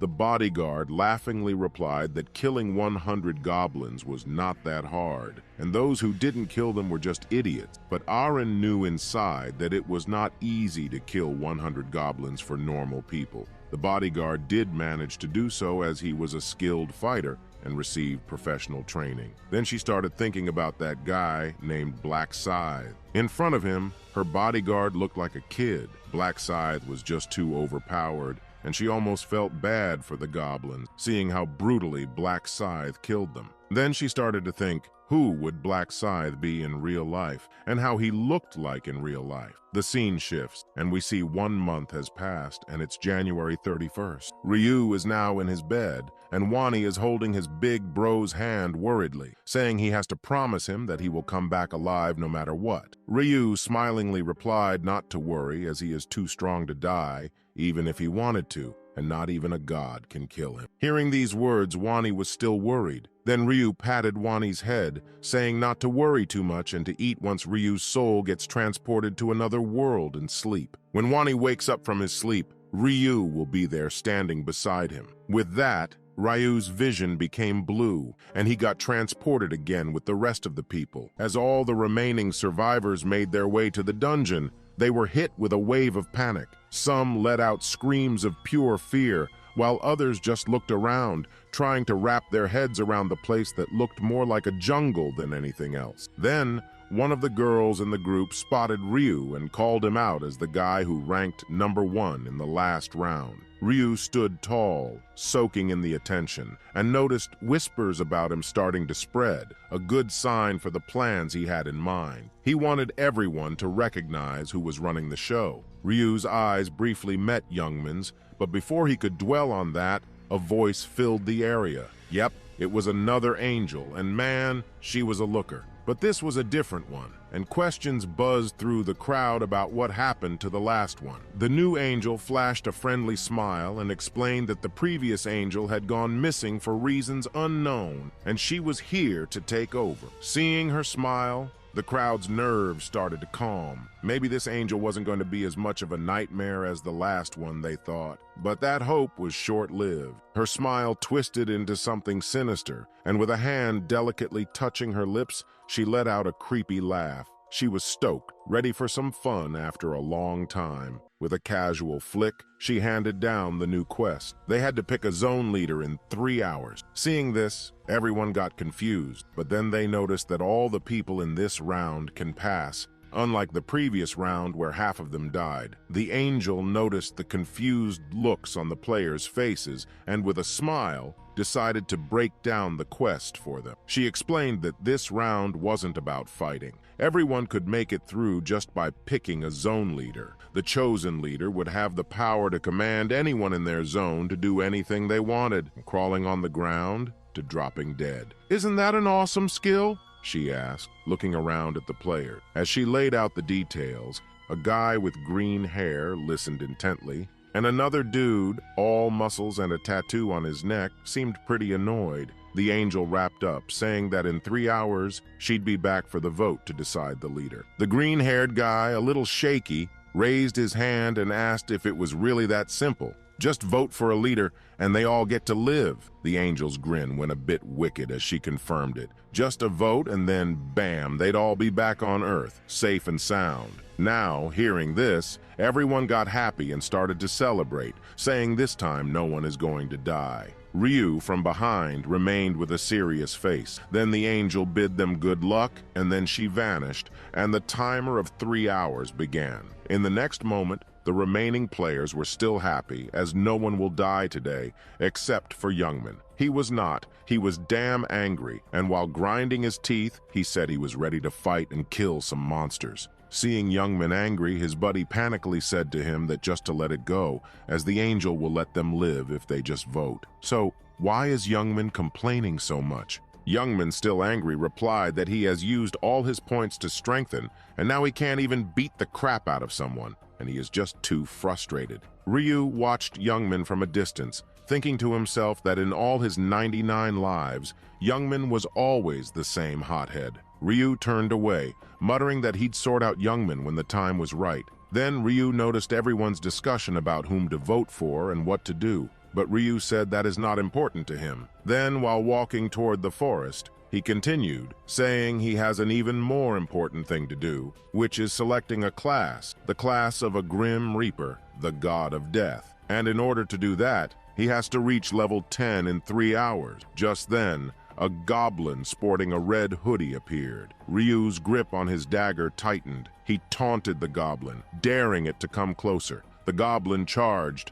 and Ryu, with an emotionless face, cut through its neck as easily as a hot knife through butter. Then the system notified that he gained experience points with 15 gold, and all his stats increased by 1% because of the ruin of slaughter. Now, standing beside the fallen goblin, Ryu knew what he had to do. He had 3 hours to reach level 10 and choose his class. That was the only way his plan would work out. As another gang of goblins neared, Ryu readied his dagger. He couldn't help but smile, seeing the goblins approach like a kid waiting for a slice of delicious cake. And the next moment, Ryu started the one-sided slaughter of the goblin. Then, after an hour of bullying the goblin, Ryu wiped the blood off his face and checked the time. 1 hour down, he muttered to himself and flicked open his status window. He was surprised to see he had hit level 9 and racked up 8 stat points already, way quicker than he'd expected. Without a second thought, he chucked all his points into agility, given his base stats were pretty much rubbish, and after living for 99 lives, his battle sense became so sharp that his body moves on its own during battle. To support his body, he needs agility. That's when Ryu noticed something and turned back with a serious look. Someone had been following him for a long time while he was caught up in the fight. Normally, he wouldn't bother with distractions since he was so focused on battling, but this was new. This hadn't happened in his lives, so he figured he better check it out. Then, with a serious look, pointing his bloody dagger toward the bush, Ryu said that he didn't know who they were, but now they had to show themselves. If they didn't come out, they better prepare for a painful death. As Ryu finished his sentence, a beautiful woman with messy brown hair panikedly came, both her arms raised up, saying she was here. Seeing her, Ryu realized she was none other than the actress he had met on the first floor, the one whose his little brother is a fan of, and Ryu started thinking why she was following him. Arin was just about to apologize and explain why she was following Ryu when suddenly someone else jumped into the conversation. It was a familiar figure, and it turned out to be that rude bodyguard from before. He quickly chimed in, apologizing and making it clear they hadn't been tailing Ryu for any bad reasons. He just wanted Ryu to take it easy. Ryu caught a glimpse of the bodyguard's nickname, Sangcheol, and his reaction was immediate. His eyes went wide as he recognized the name. Sangcheol was the trusted right-hand man of Gyunrok, the eldest son of Korea's largest corporation, who was also known by the fearsome nickname Heavenly Demon. He is one of the people Ryu wants to recruit into his team, along with a priest who was rumored to have the power to bring the dead back to life. Ryu hadn't expected to bump into Gyunrok's right-hand man so soon, and it made him wonder why such a guy would be protecting Arin. Then it hit him. The priest might just be this skinny, innocent-looking girl right in front of him. Keeping his cool, Ryu's voice dropped as he asked them straight up why they were following him. They admitted they had been on his trail since he first set foot in the forest. Arin seemed a bit nervous as she explained, saying she had a proposition for him. With a hopeful smile, she said she wanted to team up with Ryu and asked if they could join forces. Hearing this, Ryu smiled and replied that joining forces means both parties are helping each other. Arin shakily replied that it's true, and Ryu replied he doesn't see how they can be any help to him, so he doesn't want to join forces with them. With a rude tone, he continued that they should go and stop wasting his time with this nonsense and go back. With that, Ryu turned back, saying he doesn't have any desire to form a team, and started going deeper into the forest. Well, it was his way to get revenge from the bodyguard. Then, as Ryu left, the bodyguard was really annoyed, saying Ryu was really arrogant. But Arin, she just collapsed to her knees, wiped out, mumbling about how Ryu's vibe was intense, like he could take a bite out of her at any second. Then she continued, saying she really wanted to be on the same team as Ryu from the first time she saw him fight, but it didn't work out well. The bodyguard, still annoyed, said he already told Arin that strong people like him always have big egos, and they like to act alone, and they hate to work on a team. Now standing beside the goblin corpses, they thought about what to do in the remaining time before the vote, and they decided to hunt some goblins like Ryu to level up. Then, as they started to go deep inside the forest, we see someone following them from the bushes. Then the scene shifts, and we see Ryu mercilessly continuing to kill the goblins while the goblins try to run for their lives. After killing goblins for an hour, a group of gnolls approached Ryu, and seeing them, Ryu gave a big, bright smile, saying, "Looks like something delicious came on its own." Then, as the group of wolfmen attacked Ryu all at once, Ryu, with a single swing, slaughtered them like vegetables, and their torn body parts fell from the sky like rain. With that, Ryu finally reached level 10. The system notified Ryu that as he reached level 10, he could access the shop. Then, a hidden quest appeared, to change class before the voting begins. If Ryu changed his class today, he would get a 50% discount on today's items in the shop. Ryu explained that everyone could choose what class they wanted after reaching level 10, but no one knew how to choose a class. For a warrior, one had to kill 30 monsters in under 1 hour, and one could become a berserker after battling monsters for 1 hour while constantly bleeding, and so on. And after continuously grinding for God knows how much time, Ryu gathered this knowledge. After that, Ryu held the angel's special juice in his hand. He started to absorb it, and a bright yellow light surrounded Ryu. The system notified Ryu that he had changed his class to Grim Reaper, and he got 3 unique abilities. First, when he is wielding a scythe, his attack increased by 2. Second, when he is fighting at night, his speed will increase by 50%. And lastly, at night, all his senses will increase greatly. But it was not enough, so the system gave Ryu a Grim Reaper scythe to change his class, making him the first in the entire world. Then the system notified Ryu that he had reached the apprentice rank from beginner rank. Ryu explained that there are 6 ranks in total, starting with beginner, then apprentice, then regular, then expert, then master, then grandmaster. And with each rank comes a unique skill related to the class. As Ryu reached the apprentice rank, he acquired the skill Seal of Death. Using this, he can cast a seal on a target and deal double the damage. After merging it with the 2x damage of his weapon, the Grim Reaper Scythe, he can inflict 4x damage. He also gained the skill Tracking, which enables him to find anyone's location as long as he remembers that person's face or nickname. Oh boy. I wish I had this skill to track my crush. Now fully equipped, the first person Ryu thought to use his skill on was Youngmin. He used his skill to track him, and the system notified him that Youngmin was 190 meters away, with an arrow indicating the direction. So Ryu started to follow the arrow with an amused smile. The scene changes, and we see a tired Auron struggling to stay on her feet. She collapses to the ground, and when she tries to stand up, her whole body shakes. She's hurting bad and tells her bodyguard she can't run anymore. The bodyguard, who's hurt himself and freaking out, helps her to her feet. She's standing there saying the arrow wounds are killing her. The bodyguard, still scared, throws out a guess, saying maybe if they can just last this 1 hour without dying, their real bodies won't be hurt. But before Auron can reply, they hear a voice that makes them freeze. It's Youngmin and his crew. Youngman's grinning like he's got the upper hand, telling them they're not getting away today. The bodyguard looks like he's ready to give up, thinking he can't die over this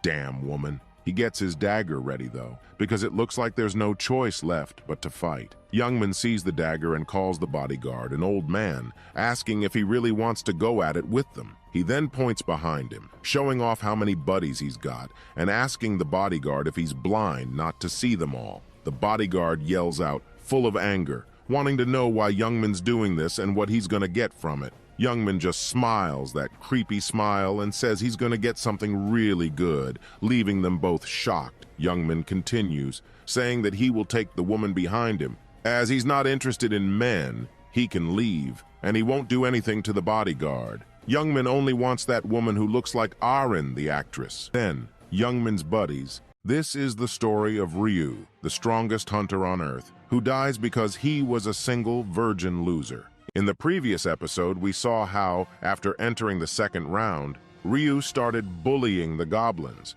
killing them like vegetables, and obtained the class Grim Reaper, the god of death. along with numerous other skills. Meanwhile, Aaron and his bodyguard were in deep trouble as Youngman and his crew surrounded them, wanting to have some fun with Aaron. Just then, Ryu appeared with his death scythe, and everyone got terrified because of the intense aura. Now, with one hand in his pocket and the other gripping his sizable scythe, emitting a bloody red aura, Ryu spoke in a deep voice. He made it clear that he wouldn't let Youngman go unscathed, especially when he knew Youngman's intent to harm someone. Aaron and her bodyguard were left speechless, standing behind Ryu. Youngman, grinding his teeth, witnessed Ryu coming to Aaron's aid. Aaron and her bodyguard expressed their gratitude to Ryu for saving them. However, Ryu didn't play the hero out of the goodness of his heart. He had his motives. Turning back, he explained that by saving Heavenly Demon's right-hand man,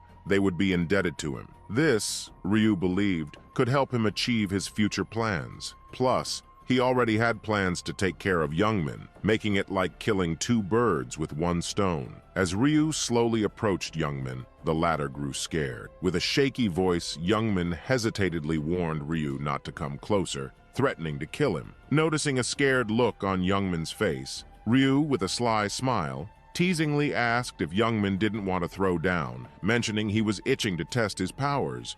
So guys, today's goal is 3,000 likes. Please like and subscribe to support the channel. Now let's continue. Youngman, annoyed and scared, wondered who in their right mind would try to pick a fight with Ryu, the one who slaughtered goblins like vegetables and ranked first in all the regions. Before Youngman could say anything, a realization struck him. However, Ryu broke the silence, suggesting that if Youngman was scared and didn't want to fight, there was one thing he could do. Youngman, confused, asked what, and Ryu, arms crossed and a smirk on his face, replied that he should get down on his knees, beg for mercy, and bark like a dog. Only then would Ryu consider letting him go. Youngman, bewildered, thought Ryu wanted to humiliate him in front of everyone. Turning back to glare at his buddies, he realized he couldn't do this. He couldn't beg in front of them. Now, Youngman was really pissed, seeing Ryu's smiling face. Although he wanted to avoid fighting Ryu at all costs, for some reason,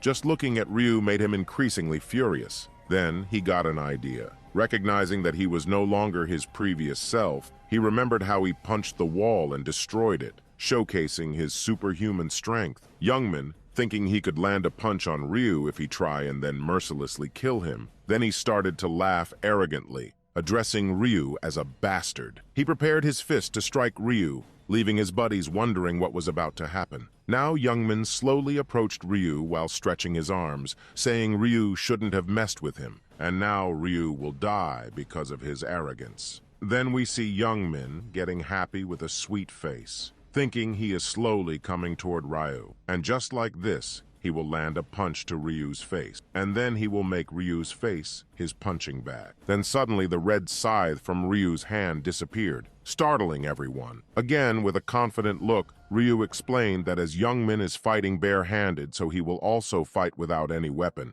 as people might think Ryu is bullying the weak, and the fight will be no fun. Now, hearing this, Youngman got really pissed off. But Ryu had enough of Youngman's nonsense, and in an instant, he dashed toward Youngman, startling him. Then Youngman prepared his punch, saying Ryu is an overconfident bastard as he stored his weapon, and now is dashing toward him like a sitting duck, and because of that, he will die. With great force, he swung his punch toward Ryu's face, but Ryu dodged it effortlessly, and in return, gave a devastating kick onto Youngman's stomach. Youngman flew backward, heavily injured. Now Youngman was in immense pain, lying on the ground, holding his hand, groaning and trembling. However, he didn't stop cursing Ryu. At this point, Ryu had had enough of Youngman's cursing. Before Youngman could do something, Ryu kicked Youngman's face, stating that he had heard more than enough cursing, and his ear would rot if he hears more. But Ryu didn't stop there. Before Youngman could stand and think about what to do, Ryu grabbed Youngman from his collar and started punching Youngman's face like a punching bag. Now, Youngman was in too much pain, feeling like he would die from the pain. He wondered how the hell his fist could hurt this bad. It was like being beaten by a hammer. At that moment, Youngman realized Ryu's fists were as strong as his, and on top of that, Ryu was also lightning fast. Just then, Ryu prepared his heavy punch, and bam, Youngman was done for. His vision was getting blurry, and his buddies prepared their bows and weapons toward Ryu, launching an arrow toward Ryu's head. Seeing this, Aaron shouted in panic, warning Ryu to dodge it.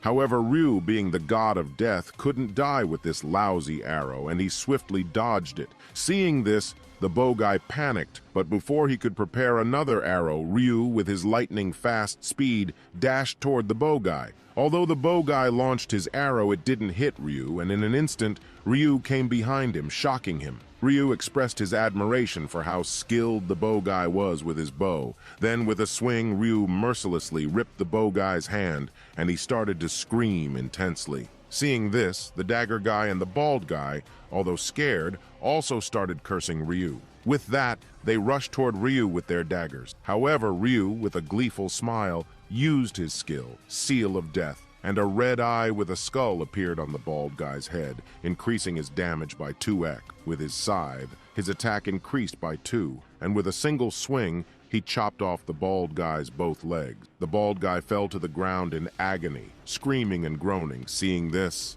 the dagger guy was just too scared. He felt like he would pee in his pants. Then, Ryu dashed toward the dagger guy, with a serious face stating that as they were holding weapons trying to kill someone, they must also be prepared to be killed by someone with a weapon. Again, with a single swing, like cutting a carrot, he chopped off the dagger guy's hands, leaving him in unimaginable pain with a terrified look on his face. Meanwhile, Ryu was satisfied, seeing that by using Seal of Death and adding it with his scythe, 2x damage was enough to penetrate the armor. Now the bow guy, the bald guy, and the dagger guy all were lying on the ground, screaming and crying in pain while trembling. Seeing them, Ryu thought it was not enough for him, so he once again slowly started to walk toward them. Then, we see Ryu had slowly made multiple deep cuts on their bodies, slowly torturing them. At that moment, the pain was so intense that they started to beg Ryu to just kill them, as dying was more bearable than this hellish torture. But Ryu didn't stop there, and with a swing, he separated the blood from his scythe, saying to stop crying like a baby as he wasn't going to kill them. Now, seeing how terrified the trio was, Ryu's job was done. He didn't intend to kill them from the start. He just wanted to show them what might happen if they messed with him, as he had future plans for Youngman and his crew. Turning back towards Youngman, who cowered behind a tree with a swollen face and a bloody nose, Ryu declared that hiding was useless. Not even a god could save him now. With a swift swing of his scythe, Ryu chopped off Youngman's right hand, causing blood to spatter like a fountain. Youngman, left in unimaginable pain, wore a horrified expression. Ryu, coldly observing the scene, reminded Youngman not to be a crybaby. Compared to the pain they inflicted on him, it wasn't even close. Another ruthless swing of the scythe severed Youngman's other hand. But Ryu's brutality didn't end there. Ryu began to mercilessly torture Youngman, shocking even the bodyguard. Seeing this, the bodyguard was too shocked, his eyes wide open, not knowing what to do.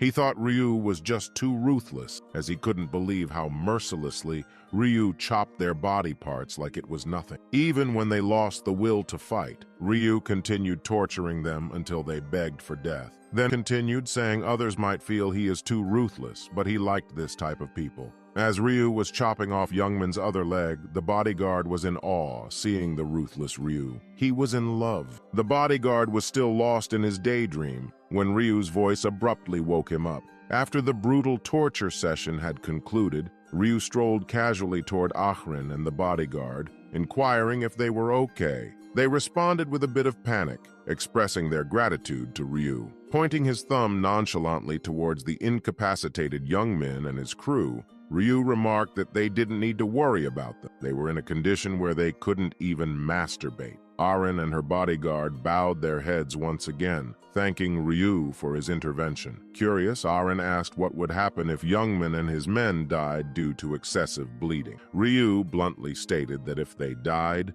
they die, comparing them to wind beasts. Observing Ahrin's compassionate nature, Ryu realized she might struggle in this harsh world. However, the bodyguard interrupted Ryu's thoughts, questioning why he let Youngman and his men live. He argued that killing enemies was better to prevent potential future problems. Hearing this, Youngman grew terrified, but Ryu, with a knowing smile, found the bodyguard intriguing, as he knows exactly what type of world it is turning into, and only these types of people will survive longer in the future. Then, Ryu said the reason he didn't kill those guys was simple. Killing them would not bring any benefit to him. The bodyguard was a bit confused and asked if they might seek revenge in the future if left alive. Ryu glaring at them, who were so terrified that if Ryu even clapped his hands, they might shit their pants. Ryu, with a smile on his face, asked the bodyguard does he think these guys had the will to take revenge, and if they wanted to, he was ready for a round 2 of torture. Then, Ryu elaborated further, explaining that mindlessly killing people would decrease the player population. Hearing Ryu's explanation, the bodyguard had a moment of realization. He grasped what Ryu meant. Fewer survivors in each round meant fewer available spots for people to pass. In that moment, the bodyguard's admiration for Ryu deepened. He saw Ryu not only as strong, but also incredibly smart, finding him downright amazing. Understanding the situation, the bodyguard sighed, declaring that he wouldn't pay attention to these useless trash. Once again, he thanked Ryu for his assistance, but then the bodyguard stopped Ryu, asking if Ryu could tell his real name or even his bank account name so that he could compensate him. Ryu didn't stop, and with a cold voice said, "No need," and just like that, he vanished into the deep forest. Now the bodyguard was left wondering. Ryu had just helped them, and didn't even ask for anything in return. He would have to report this to the heavenly demon. However, a groaning voice interrupted his thoughts. As he turned back, it was Youngman crying in pain. Seeing them, the bodyguard was too eager to kill them, but as Ryu told them not to, he somehow managed to control his anger. Then he spit on Youngman's face, saying, "Disgusting," and they left. Then, the scene shifts, and we see all the players arguing about whom to vote for. They started fighting among themselves, creating a chaotic situation. Suddenly, a voice cuts through the chaos, and it's the green-haired guy. With a serious tone, he stated that only 2 hours were left, and fighting wouldn't bring any good to them. Hearing this, other players asked what they should do and if he had any solution. The green-haired guy confidently said he indeed had a plan, shocking everyone. With a smirking face, he thought that people are just too foolish, easily falling for his skill. We see all the players with hypnotic eyes following the green-haired guy, who gave an evil smile. Then we go back to the past to see what this green-haired guy's ability is. His unique skill is named Rune of Persuasion, and using this when he talks to someone, there are high chances that they will obey his words. Initially, when he got this ability, he was angry, thinking about how he could fight using this seemingly useless skill. However, to test it, he saw a woman struggling to fight 3 goblins. He started shouting that the woman was in grave danger and that they should help her. As soon as the other players heard his words, they started running toward the woman to save her. He realized how deadly his skill was. Just by communicating with someone, he could manipulate their minds to do whatever he wanted. Now the task of becoming the zone leader was a piece of cake for him using this skill. Then the green-haired guy said they first have to decide on some candidates so they can narrow down whom to vote for, and they will select 5 candidates. Hearing this, the players said it's not a bad idea, and they don't think they have any better idea than this. Now, the green-haired guy started to laugh, thinking his plan is going smoothly. The crowd was in deep thought about which 5 people to choose, and the green-haired guy was seeing this,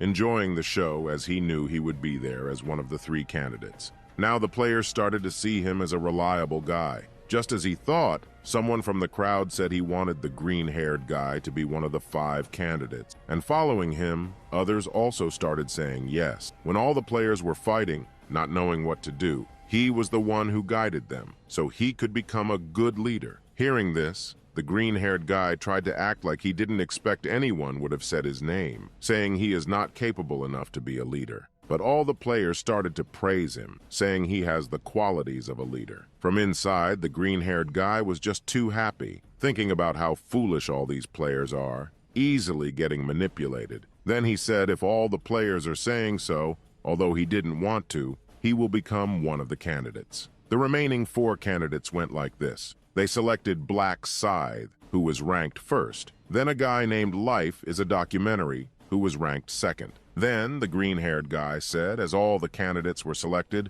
now he will start with a warm and kind smile. He said that if he becomes the zone leader, but before he could finish his sentence, Life is a Documentary intervened, saying this is all bullshit. As the green-haired guy turned back, he saw a muscular guy with a tattoo on his neck cleaning his ear with his pinky finger. His name was Life is a Documentary, the second-ranked guy in the zone. With an angry face, he said he can't listen to his bullshit anymore. Hearing this, the green-haired guy, with a serious face, started to say that his use of words was too harsh and people like him would not become good leaders. But Life is a Documentary got furious, saying he is not here to listen to a lecture, especially not from a weak, pathetic guy like him who looks like he still drinks his mommy's milk. Now hearing this, the green-haired guy got a little angry, but he was also shocked, thinking if his skill was not working on him, and if that's the case, then that means his level is higher than his. Life is a Documentary started to threaten the players, saying if they don't vote for him,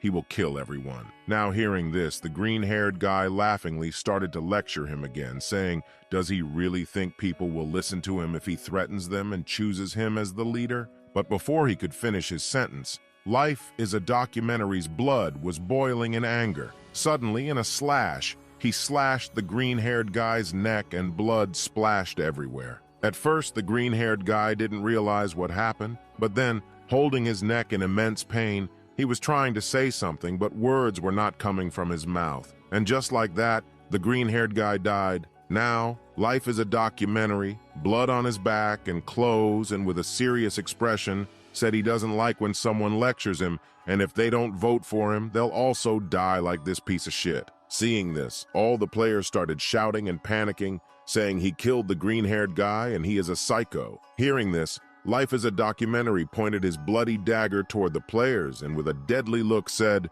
so what if he killed him? And if someone has any issue, he can come forward and he will treat him very well. The people who got manipulated by the green-haired guy, still a little hypnotic, started saying, Life is a Documentary is a psycho and they will never vote for him. Now hearing this, he let out an evil smile. In a flash, he dashed toward them and started slaughtering them. After a while, his whole face and clothes got covered in blood, and he was very happy and excited, killing people without worrying about the corpse. The thought that he can kill as much as people without anyone stopping or arresting him excited him even more. Then he started to laugh with a wide smile and a bloodthirsty look, thinking, now with that, everyone will vote for him. Once he becomes the zone leader, the first thing he will do is kill that arrogant bastard Black Scythe. Meanwhile, Ryu was just chilling and killing some goblins, leveling up to level 16. Now he was a bit disappointed because when he reached level 16,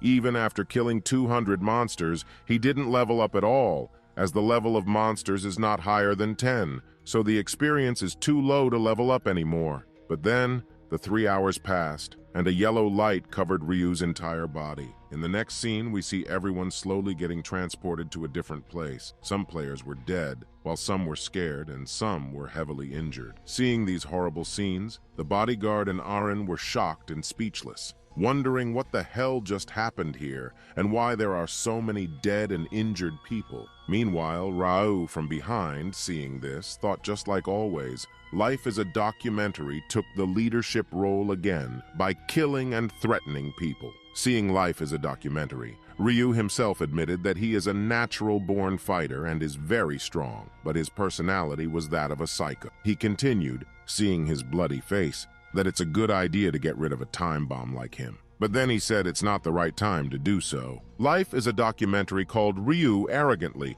saying he was waiting for him. Ryu asked what he wants, and Life is a Documentary said not much. With an arrogant smile, he said he wants Ryu to become his underling and work for him. Hearing this, Ryu gave a neutral expression, asking why he should work under him. Life is a Documentary, confidently spinning his dagger, said it's because if Ryu doesn't work under him, he will kill him. Hearing this, Ryu gave a little chuckle, startling him. Then, with a serious face, he said, "So life is a documentary wants to fight with Ryu." Ryu chuckled a little and said, now that he is in a good mood, "If life is a documentary gets on his knees and begs for mercy, Ryu might let it slide." Whatever he said, the musclehead got a little confused, saying he is the one who is going to kill Ryu, so why should he beg for mercy? He started to threaten Ryu again, but Ryu had enough of this, cutting him midway and asking if life is a documentary doesn't understand Korean. With a terrifying red aura,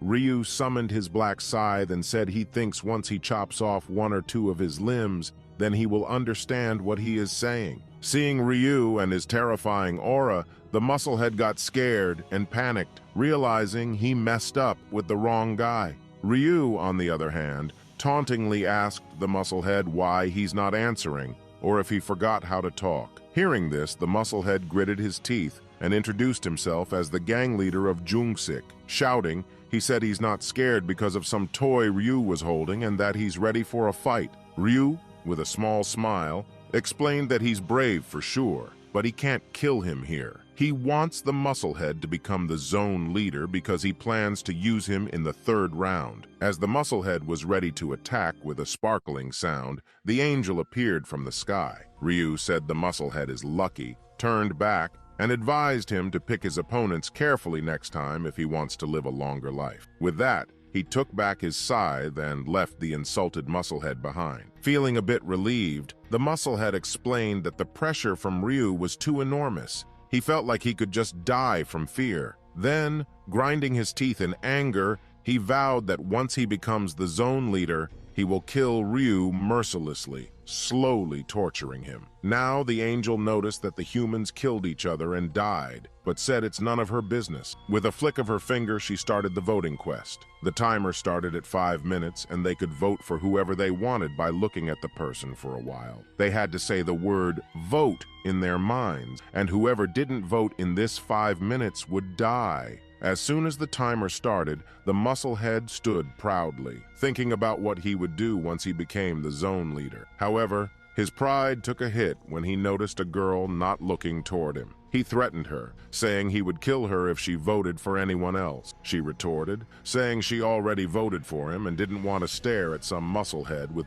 This is the story of Ryu, the strongest hunter on Earth, who dies because he was a single virgin loser. In the previous episode, we saw how Ryu chopped Youngman and his crew's hands and legs and tortured them until they begged Ryu to kill them. Then, the green-haired guy tried to become the zone leader with his mind-manipulating skill, but the musclehead cut his throat, killing him. Afterward, he started killing other players like a psycho and threatening them to vote for him or he would kill everyone. And if that wasn't enough, he even dared to challenge Ryu. But when Ryu released his deadly aura, the musclehead almost wet himself in fear, realizing he had messed with the wrong guy. Then, the voting started, and by just a few votes, the musclehead became the zone leader. Finally, when the angel announced that Ryu obtained the class Grim Reaper, the god of death, everyone got shocked, staring at Ryu in amazement. Now, upon seeing the words, Grim Reaper, the god of death, everyone was shocked and began gossiping about what kind of class that could be. Some commented that just the name itself sounded incredibly powerful, and they wondered if that's why Ryu was wielding that massive scythe. Amidst the gossip, the musclehead was getting annoyed because his plan was to use his zone leader skill to control Ryu and beat him into a pulp. But who would have known that Ryu had obtained a class from who knows where? So guys, today we have 4,500 likes. Please like and subscribe to support the channel. Now, let's continue. The angel explained that this ranking was based on who changed their class first. When the angel saw the system window and noticed that Ryu was not only the first in her zone to change his class, but also the first in the entire world, she praised him. Ryu had obtained his class in only 39 minutes and 42 seconds, which was remarkable. The angel mentioned that the Grim Reaper class was a hidden class, and only one person in the entire world could obtain it. After that, the class would disappear. Interestingly, Ryu's name, Black Scythe, matched perfectly with his class. With a mischievous smile, the angel even asked if Ryu could see the future or something like that, implying that his name matched his class too perfectly. Ryu, ever cool and composed with a neutral face, explained that he didn't know anything about it and that obtaining the Grim Reaper class was purely coincidental. As they continued their conversation, the other players noticed that the angel was not talking rudely to Ryu, unlike her usual demeanor. Ryu smiled to himself, realizing that this angel was unaware of the process by which he obtained the Grim Reaper class. She only knew he was a Grim Reaper, and Grim Reapers were the natural enemies of the angel. Now, upon hearing Ryu's answer, the angel slowly placed her hand on her lips, showing interest. Her expression took on a somewhat naughty look, as she couldn't believe someone from her zone had acquired a class. This meant that Ryu would be the only one unaffected by the zone leader's skill. Hearing this, all the players got a little confused and began asking what she meant. The angel decided to explain everything related to this with a warm smile. She clarified that the zone leader's skill, authority, would not work on people who had obtained a class. This meant that the musclehead would not be able to command Ryu. She also added that she forgot to mention the most important information. The zone leader could only use their skill on 10 people, and it was a one-time use skill, not an unlimited one. After hearing this information, a chilling silence fell among the players. Meanwhile, the musclehead was greatly annoyed and he cursed the angel, wondering why she had revealed this to everyone. He even muttered, "Is she a bitch?" The angel responded by saying that the fastest player to receive a class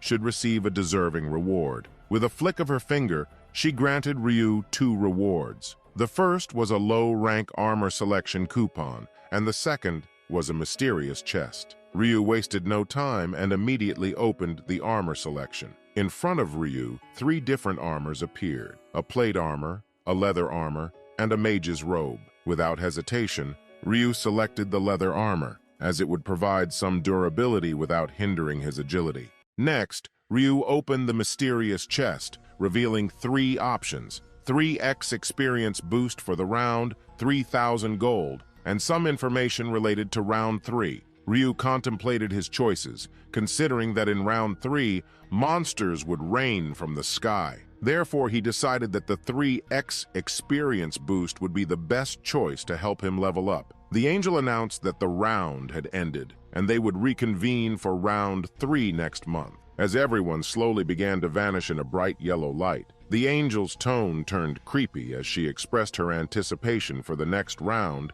and the expressions on their faces. With that, the round came to a close, and the system notified that a total of 873,500,205 people had survived this round. In the next moment, we see Youngman panicking, waking up with heavy breathing and drenched in sweat. He first checked his trembling hand, which seemed to be fine, and then his other hand and legs, confirming that they were all intact. This gave him some relief, realizing that as long as he didn't die in that world, no harm would be caused to his real body. With a serious expression, he vowed that in the future, even if God asked him to act rudely in front of Ryu, he would not behave that way again. He didn't want to experience the pain and fear he had felt today ever again. The scene shifts, and we see the bodyguard trying to comfort Aaron, who is sitting on her sofa while holding a cup of coffee. She's once again terrified because of what happened, but mentions that this time she didn't do anything. It was all thanks to the bodyguard and Ryu that she was safe. Despite her fear, she smiles and expresses her deep gratitude to the bodyguard, thanking him from the bottom of her heart. The bodyguard, a bit hesitant and shy, replies that he's just doing his duty, which is to guard her body, so it's not a big deal. Aaron's expression turns a little sad. She really wanted to express her gratitude to Black Scythe from the bottom of her heart, and asked if there was any way to do that. The bodyguard explains that since they don't know Black Scythe's real name or what he looks like, there's no way to find him. He adds that he thinks Black Scythe doesn't want his real identity revealed, as he even refused to share his bank account number, which could have led to discovering his true identity. Hearing this, Aaron becomes genuinely sad, realizing there's not much they can do, even though she desperately wants to meet him. The bodyguard suggests an idea. If Aaron really wants to show her appreciation to Black Scythe, she could consider giving him a meaningful present when they meet in the third round. Aaron agrees that it sounds like a good plan and promises to think of something that Black Scythe will definitely like. The bodyguard advised Aaron to eat, get some rest, and relax, assuring her that he would see her the next morning. With that, he left her place. As he was about to step into the elevator, his phone rang, and to his surprise, it was none other than the Heavenly Demon on the line. The bodyguard congratulated the Heavenly Demon on obtaining the Dark Knight class. The Heavenly Demon downplayed it, asking about how the bodyguard and Aaron were doing. The bodyguard, a bit hesitantly, explained that due to an unfortunate incident, he and Aaron had only managed to reach level 8. Fortunately, no one had suffered serious injuries. Upon hearing this, the Heavenly Demon's tone became more serious. The bodyguard, while heading towards his car, mentioned that he was on his way to meet the Heavenly Demon and would provide a detailed report in person, as it was a long story. In a deep voice, the Heavenly Demon inquired if it was related to Black Scythe, to which the bodyguard affirmed. The Heavenly Demon instructed the bodyguard to come to his hotel, expressing a strong desire to hear every detail related to Black Scythe. As the bodyguard entered his car,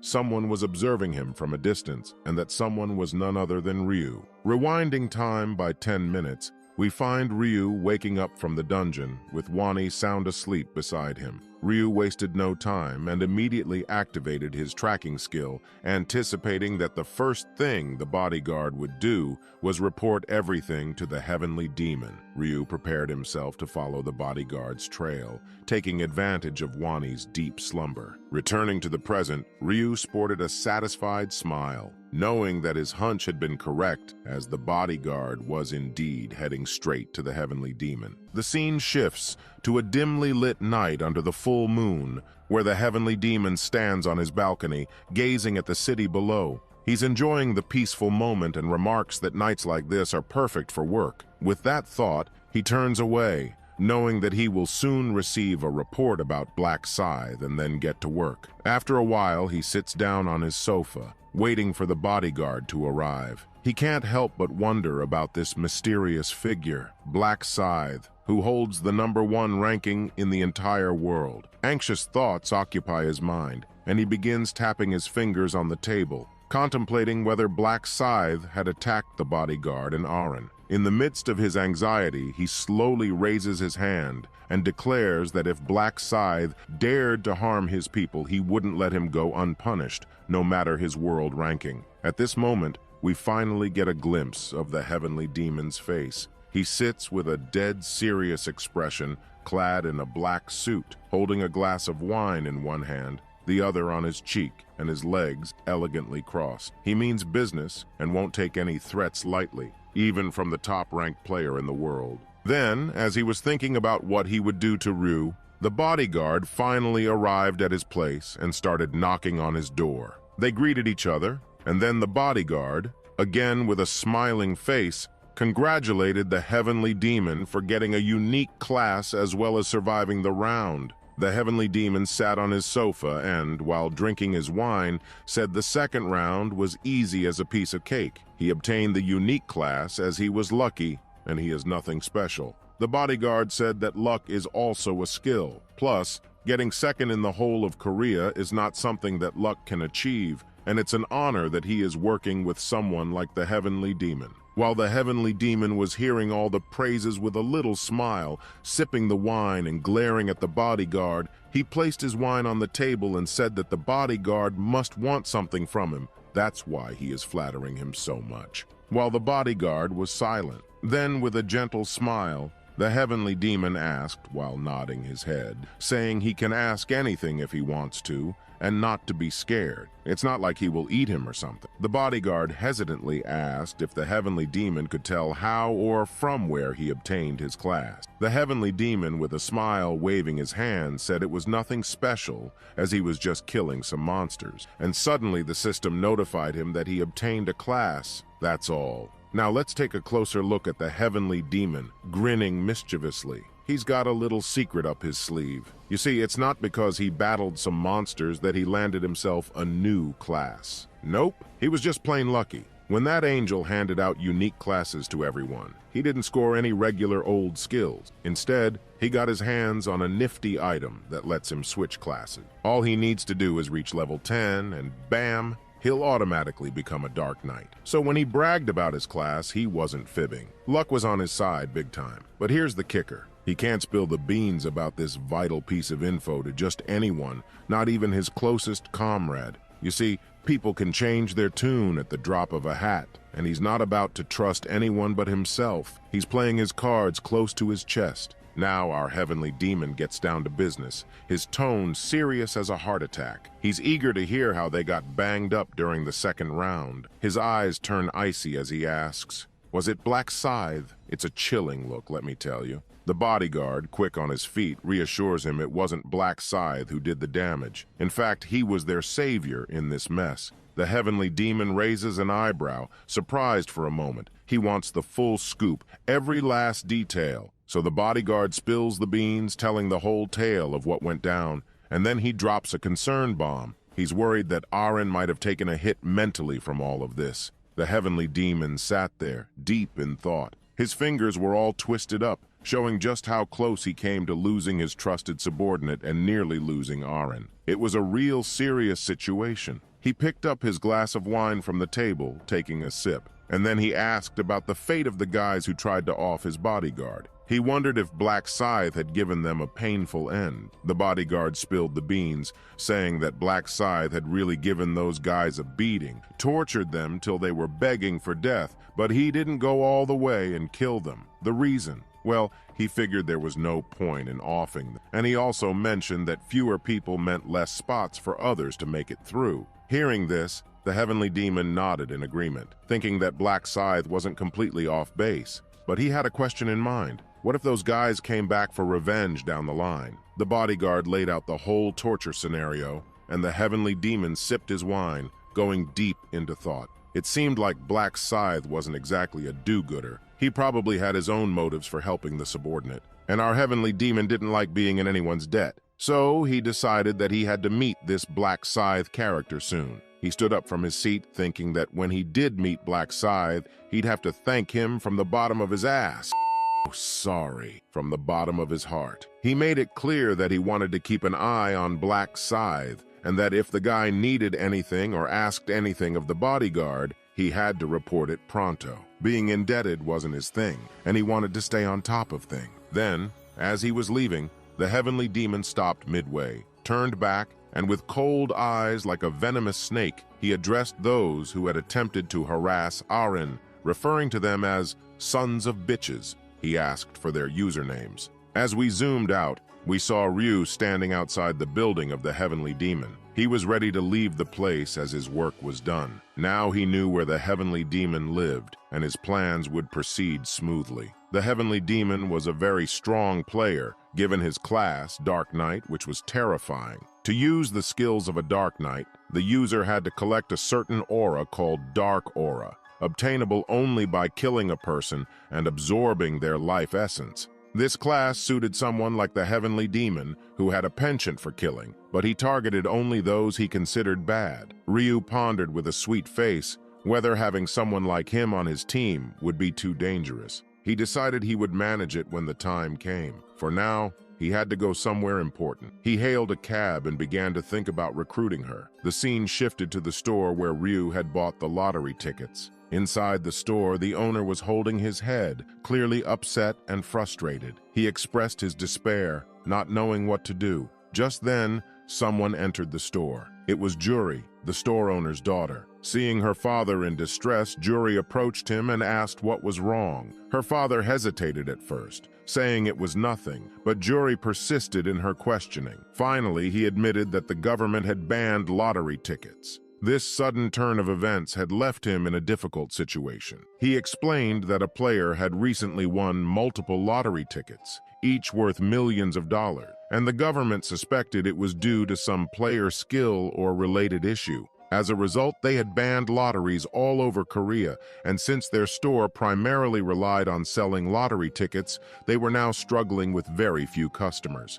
Juri, with a warm smile, assured her father not to worry. She mentioned that she would be graduating soon and would find a part-time job to help with their financial situation during this emergency. Her father, however, insisted that her main focus should be on her studies, as her dream was to become a doctor, and he would handle the money problems. With a bit of a neutral expression, Jury revealed that she had given up on becoming a doctor due to the current situation in the world. Her father suddenly realized the weight of his worries and anxieties, expressing concern about what might happen in the next round and the thought of something happening to Jury being too much for him to bear. He confessed that despite wanting to be normal, he couldn't help but worry, and if things continued this way, he felt like he might go crazy. Seeing her father in such a state, Jury reassured him, holding his hand and telling him not to worry. She explained that now that she had a class, she wouldn't easily die in some otherworldly place. Her father, still puzzled, asked what she meant by having a class. In response, Jury used her skill. She placed her hand close to her father's hand, and a bright yellow light emitted from her hand, entering her father's body. The sudden display of her power left her father shocked and bewildered. With a bright smile, Jury raised her hand, which emitted a radiant yellow light. She explained to her father that he should be feeling a bit better now because of her unique skill, which she had gained from the other world. Her father indeed felt a lot better than before and praised Jury for her abilities. He thanked her, and she assured him that he could let her know whenever he was feeling down, and she would use her skill to relieve his worries. With great enthusiasm, Jury encouraged her father to cheer up, and he chuckled, agreeing that whatever would happen in the future, they shouldn't worry about it now. They would face it together when the time came. Just then, the doorbell rang, signaling the arrival of a customer. Jury's dad turned to welcome the customer, but was immediately shocked when he saw that it was none other than Ryu, the person responsible for the government's ban on lottery tickets. Jury whispered to her dad, asking who he was, and her father panic-strickenly replied that he was the person who had won 115 lotteries, all in first place. Due to his winnings, the government had banned lotteries, causing significant trouble for their store. Ryu, with a pat on his shoulder, slowly approached the store owner and asked if he remembered him, mentioning that he had bought many lottery tickets from here a month ago. Jury's dad hesitated but admitted that he did remember. Before he could say anything more, Ryu bowed down, startling her father. Ryu apologized, stating that because of him, the store owner was in trouble. He had seen on the news that after he had won the lottery, the government had banned it, and since the store's main income came from lottery ticket sales, the store owner was facing difficulties. Ryu sincerely expressed his regret. Hearing and seeing Ryu, Jury stared at him, feeling somewhat tense and nervous for some reason. Her father waved his hand, saying that it wasn't Ryu's fault and that it was okay. They weren't starving because they couldn't sell lottery tickets anymore. However, Ryu insisted that it wasn't okay. He believed that since he had caused this trouble, he should be the one to solve it. Ryu handed Jury's father a white envelope and explained that it was compensation. Inside the envelope was $10,000. Before they could say anything, Ryu left, leaving them bewildered. Holding the envelope, Jury's father deep in thought. Jury and her dad decided to return the money, and Jury hurriedly ran to catch up with Ryu. Then we see Jury finally catching up with Ryu, shouting his name from behind. Hearing her, Ryu stopped, and as she came closer, she wore a curious expression and asked if he was Ryu. Ryu in turn asked if she knew him, and she hesitantly replied that they were in the same class at college. However, Ryu still didn't recognize her, which left her a bit surprised. She asked if he really had never seen her in class. Ryu responded with a warm smile and explained that he was a single, virgin, a shut-in loser, and not good at socializing with people. Then he admitted that he did know her because she was the one he was after for his team. She possessed buffing and incredible support skills, and he had met her in his 27th life on the 7th round, where he had saved her life. There, he had found out that she was his classmate, so it wasn't entirely a lie when he told her he didn't recognize her. Jury, a bit hesitantly, asked Ryu if they could go to a park to talk. Ryu, with a warm smile, nodded and agreed. The scene shifted, and we saw both of them sitting on a bench in the park, somewhat resembling a couple on a date. Jury handed the money envelope to Ryu, insisting that they couldn't accept such a large amount of money. Ryu, knowing that this was precisely why he had given her the money, refused to take it back, which startled Juri. She strongly insisted on him taking at least some of the money, as her hand was starting to hurt from holding it for so long. Ryu firmly declined, explaining that he had given the money to the store owner because he felt guilty for being the reason behind the store's loss of income. This is the story of Ryu, the strongest hunter on Earth, who dies because he was a single virgin loser. In the previous episode, we saw how even the new angel got a little interested in Ryu. Well, I guess we will be seeing another holy being turn into holy shit. Then Young Min swore to God he will not mess with Ryu. Then we got to see the first look of Heavenly Demon, who thinks he is the main character of this world. And Ryu went out to recruit his next team member.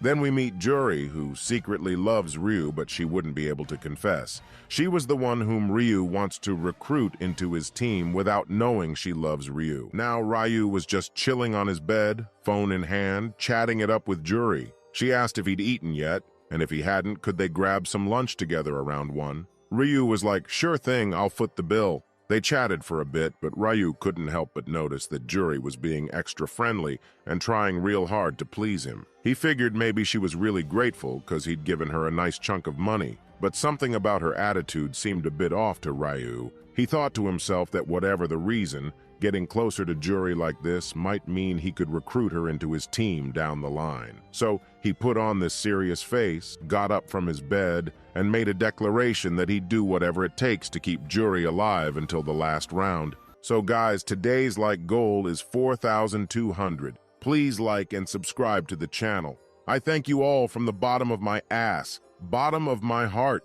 for supporting the channel. Now let's continue. A little while later, Ryu was all dressed up in a black shirt and black pants. Wani, his little bro, saw him like that and got a bit puzzled. He asked Ryu where he was off to. Ryu simply said he was meeting a friend. Now that threw Wani for a loop, because, you see, Ryu's a single virgin loser with no friends. Plus, he hardly ever dresses up and takes showers, so it was a shocker. So, Wani got straight to the point and asked, is it a friend or a girl? Hearing that, Ryu didn't see any issue and asked if he couldn't have female friends. Then he hit Wani with a warm smile and told him to go ahead and have lunch without waiting for him. With that, he left to meet up with Juri, leaving Wani in a state of shock. It was a lot to take in, and he had to process it all. Finally, it hit him. Is Ryu really going on a date with a girl? The scene changed, and we found ourselves at a fancy restaurant called Steakhouse. It was one of those really, really expensive joints. Inside, Ryu and Juri were having lunch. Ryu had this warm smile on his face as he asked Juri if she liked the juicy steak they were having. Juri, still kinda lost in her daydream, only caught the word like and blushed a bit, asking, do I like what? Ryu clarified, saying he meant the steak, and Juri finally replied that yes, the steaks were absolutely delicious. Ryu told her to go ahead and enjoy as much juicy steak as she wanted, but you could feel the awkwardness settling in. They both sat there, not saying much, and the atmosphere got a bit uncomfortable. Juri was getting more and more shy, not sure how to break the silence. She told herself to be brave and muster up the courage to say something. Finally, she asked Ryu how he managed to win first place in the lottery 115 times. Ryu, with that same warm smile, replied that an old man with a pig on his head came to him in a dream and gave him the winning numbers. Hearing this, Juri tried to picture that old man with a pig on his head and asked Ryu how much he'd won from all those lottery wins. She made it clear that if Ryu didn't want to share, it was totally fine. Ryu, still with that gentle smile, told her that he'd won enough money that he never had to worry about finances for the rest of his life. But to use that money, he'd have to be alive in the next round. Hearing this, Juri hurriedly inquired about Ryu's experience in the first round of the tower. She shared that it felt like being thrown into hell for her,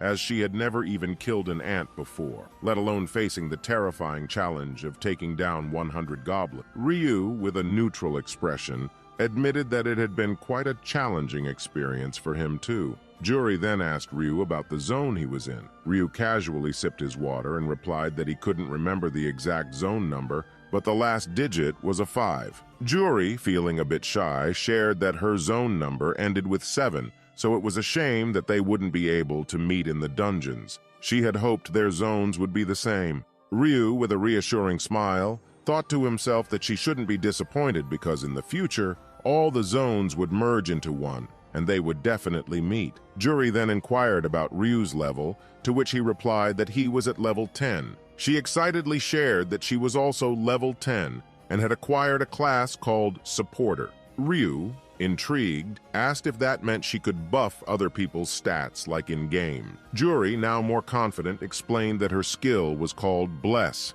and by using it, she could enhance all the stats of whoever received her blessing. She activated her skill, and a green light emanated from her hand as she placed it close to Ryu's head. A magical pattern formed, and the system notified Ryu that all his stats had been increased by 50%, an effect that would last for 3 hours. Impressed, Ryu complimented Juri, calling her skill cool. Deep down, he already knew about her skill from his previous life, but the feeling of sharing a meal with a friend was new to him, and he genuinely enjoyed it. The awkwardness that had initially hung in the air had dissipated, and they both continued to enjoy their meal with smiles on their faces. Then, Ryu expressed his gratitude to Juri for the buff, feeling invigorated by the enhancement. Juri, however, gave him a playful glare before breaking into a joyful smile. She assured Ryu that it was no big deal, and that if he ever needed anything from her in the future, he could call her any time, and she would be there with her thing. Ryu simply nodded in agreement, saying, "Okay." Then Ryu inquired about what Juri wanted to tell him on the phone, and Juri seemed a bit startled, realizing she should have mentioned it earlier. She playfully scolded herself for being a bit slow. However, with a gentle and warm smile, she began expressing her gratitude to Ryu for the money he had given them. She explained that the money had been a tremendous help, as her family was in debt, and they had managed to repay all their loans thanks to Ryu's assistance. Her father was now happy, all thanks to Ryu's generosity. She also promised that she would find a way to repay the money in the future. Ryu was a bit surprised by this expression of gratitude and told Juri that she didn't need to repay him. He reminded her that he had already acknowledged that he was responsible for her father losing customers, so it was only fair for him to compensate for it. Hearing this, Juri stood up, clapping her hands, and excitedly mentioned that if Ryu didn't want money, she could offer him something else. Then her hand started to emit a bright yellow light, and she took out an item from her inventory. Curious, Ryu asked her what it was, and Juri extended her hand, revealing a purple crystal with unusual patterns. She admitted that she didn't know what it was, but she had obtained it while killing goblins. She insisted that Ryu take it,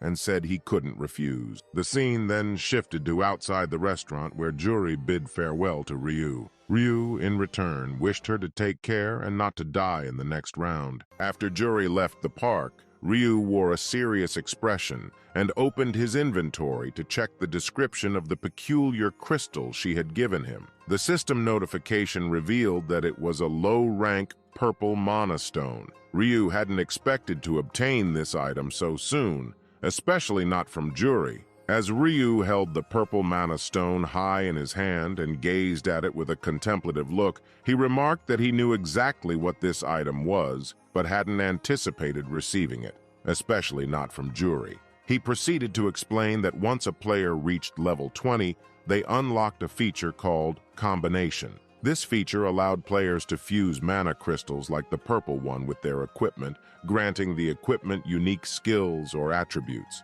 There were 7 types of mana stones: red for damage, orange for strength, yellow for luck, green for agility, blue for intelligence, and dark blue for defense. Ryu emphasized that the purple one was the rarest, with a very low chance of obtaining it. Unlike the other crystals that increased specific attributes, the purple stone enhanced skills or attributes for all stats. With a gentle smile, Ryu expressed his luck at receiving the purple mana stone for free, considering it a fortunate turn of events. He then realized that his luck stat was doubled due to the Bless skill. Was that the reason he was having such a lucky day? However, Ryu's meeting with Juri was primarily thanks to her Bless skill. With only 30 minutes left until the buff expired, Ryu wanted to open the golden mysterious pouch he had acquired in round 2, capitalizing on his doubled luck stat. But before that, Ryu reached into his pocket and pulled out a packet full of small mealworms. Still holding the worms with a serious expression,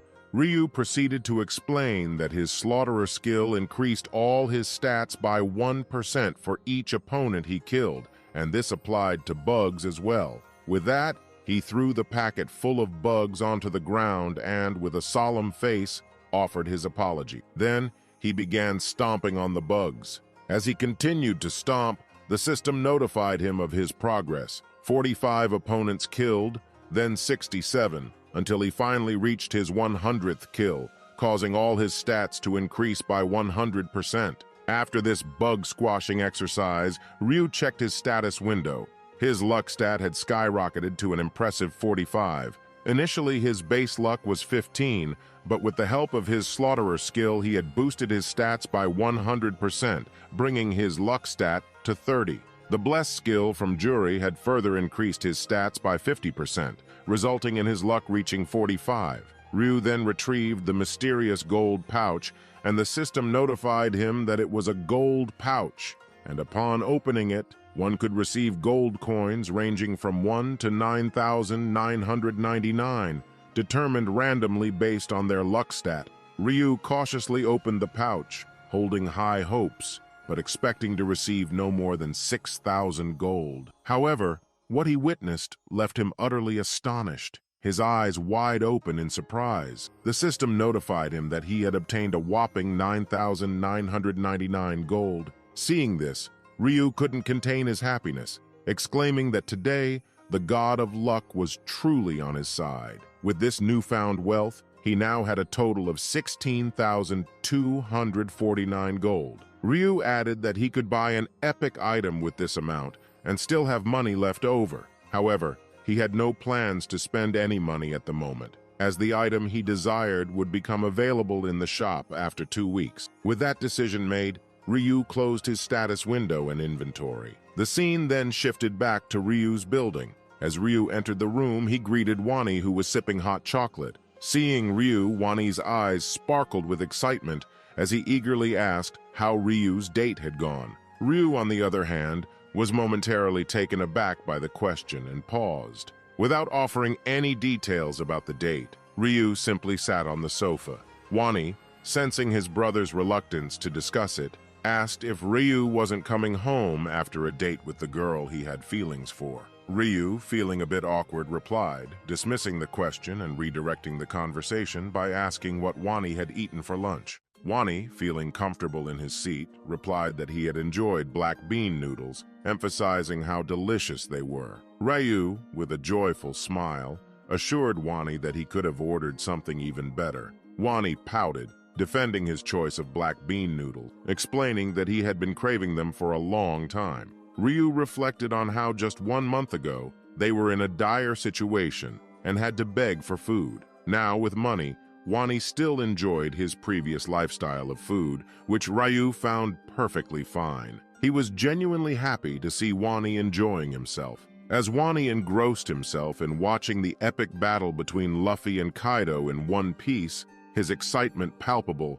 Ryu's thoughts were elsewhere. Ryu had his mind on the price of Bitcoin, contemplating that it would rise by a significant margin in the next 2 weeks before potentially crashing. He knew he needed to withdraw his money before the crash, but he had some plans in mind. One of those plans was to buy a Lamborghini. To make this dream a reality, Ryu first decided to obtain his driver's license. He took the driving license exam and aced it with a remarkable 95% score, leaving everyone astonished. With his license secured, Ryu wasted no time and placed an order for a Lamborghini. Finally, the day arrived when the price of Bitcoin increased by a factor of 10, prompting Ryu to swiftly withdraw all his Bitcoin holdings. Now, with a devilish grin on his face, Ryu was visibly pleased with his actions. Seeing him smile like that, Wani couldn't contain his curiosity and asked if something good had happened. Ryu explained that he had just sold all his Bitcoin and made a massive profit. When Ryu asked how much he had earned, he revealed that he had made 300 billion won, equivalent to a staggering $222,662,700. Wani was utterly shocked by the astronomical amount,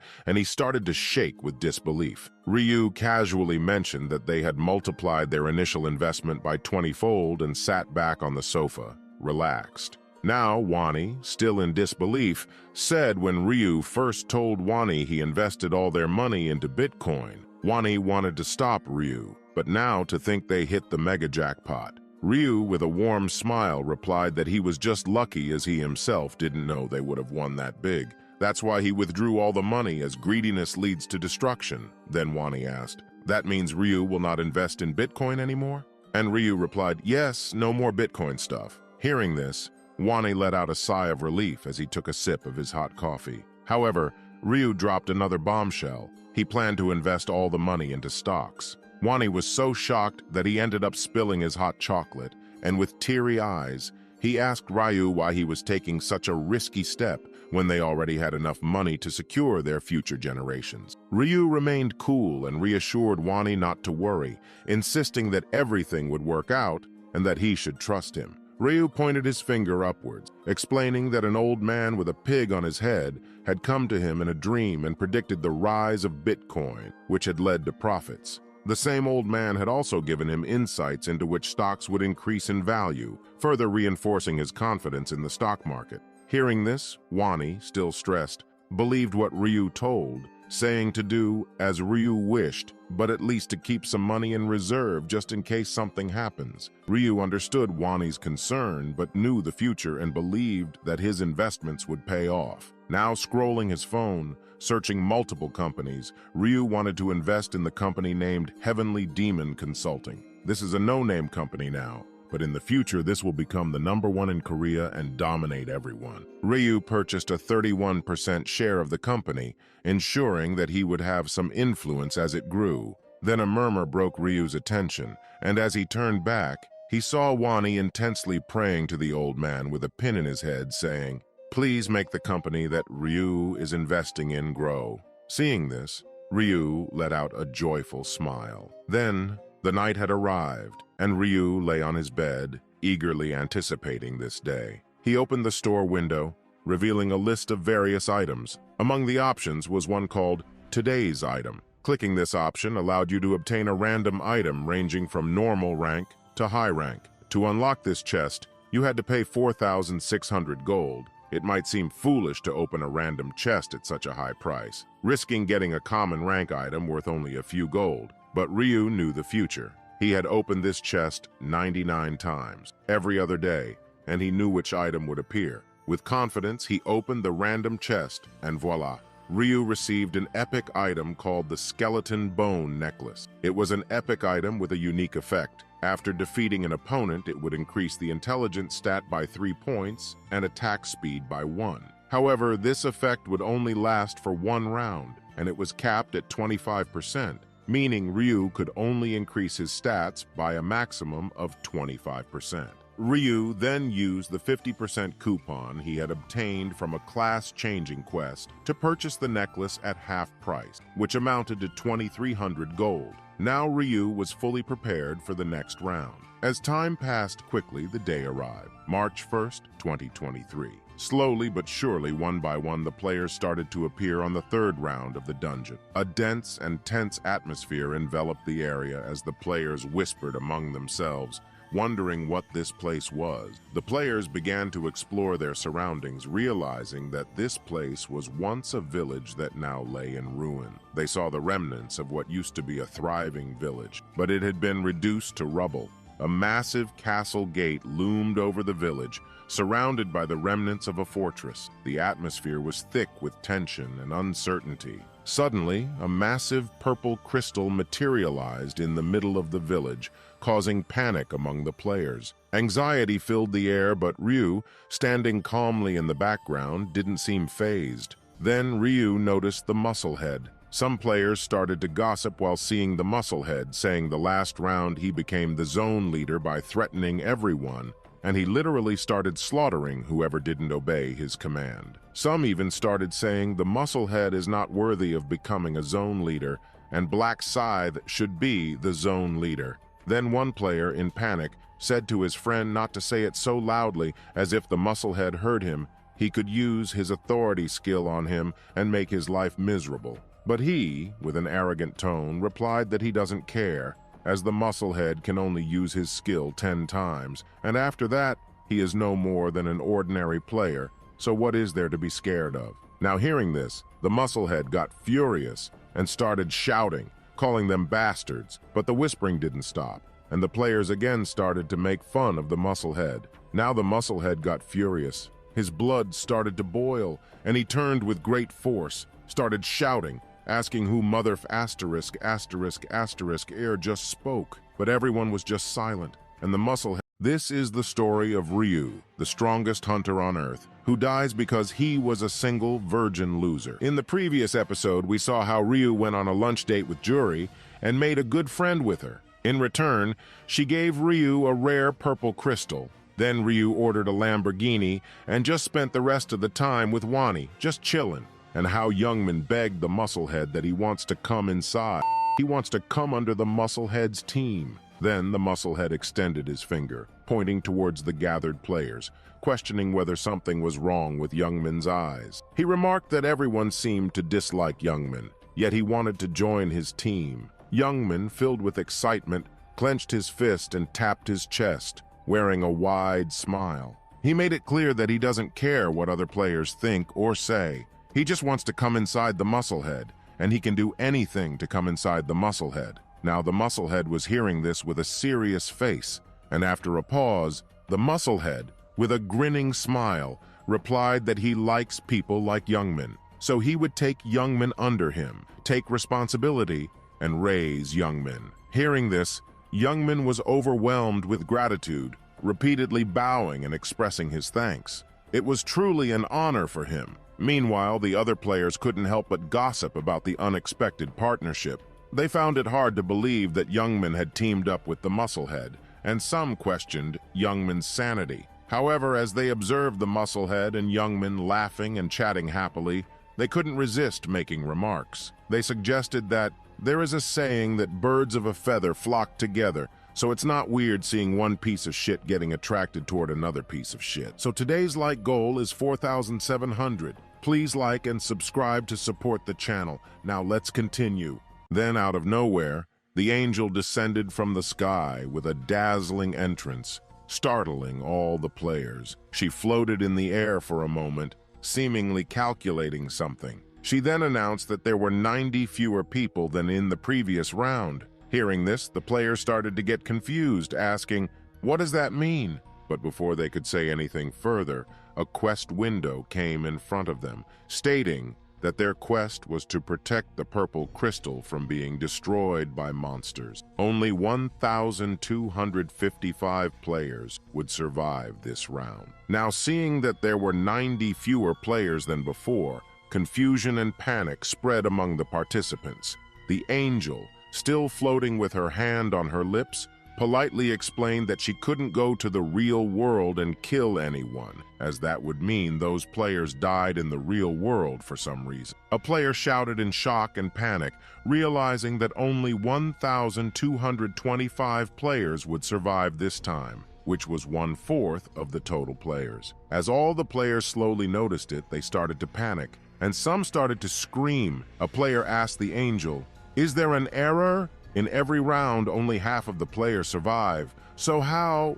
But before he could finish his sentence, the angel burst into laughter. She started to laugh loudly while holding her stomach, her laughter echoing throughout the entire area. So there they were, the whole gang of players listening to that angel with their eyes wide in horror and panic. She fired back at him, calling them filthy monkeys and saying angels ain't no dummies. She made it clear there was no error in the rules. With a point of her finger in a cheerful tone, she dropped a bombshell on him. She reminded him that everyone had survived the last round, so it was only natural that only 1/4 of them would make it through this time. That sent the already freaked out players into an even deeper panic. The angel's look turned deadly serious as she laid out the quest details. In this village, there were 4 castle gates, and every 30 minutes, monsters would start pouring out of them. Their mission? Protect the purple crystal from getting wrecked by these beasties. There were going to be 4 waves of monsters, and if they couldn't keep that relic safe,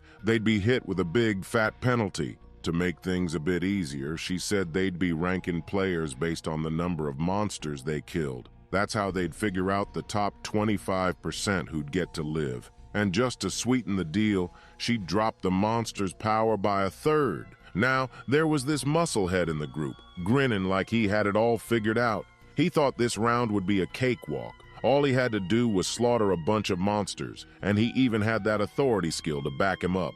Easy peasy, right?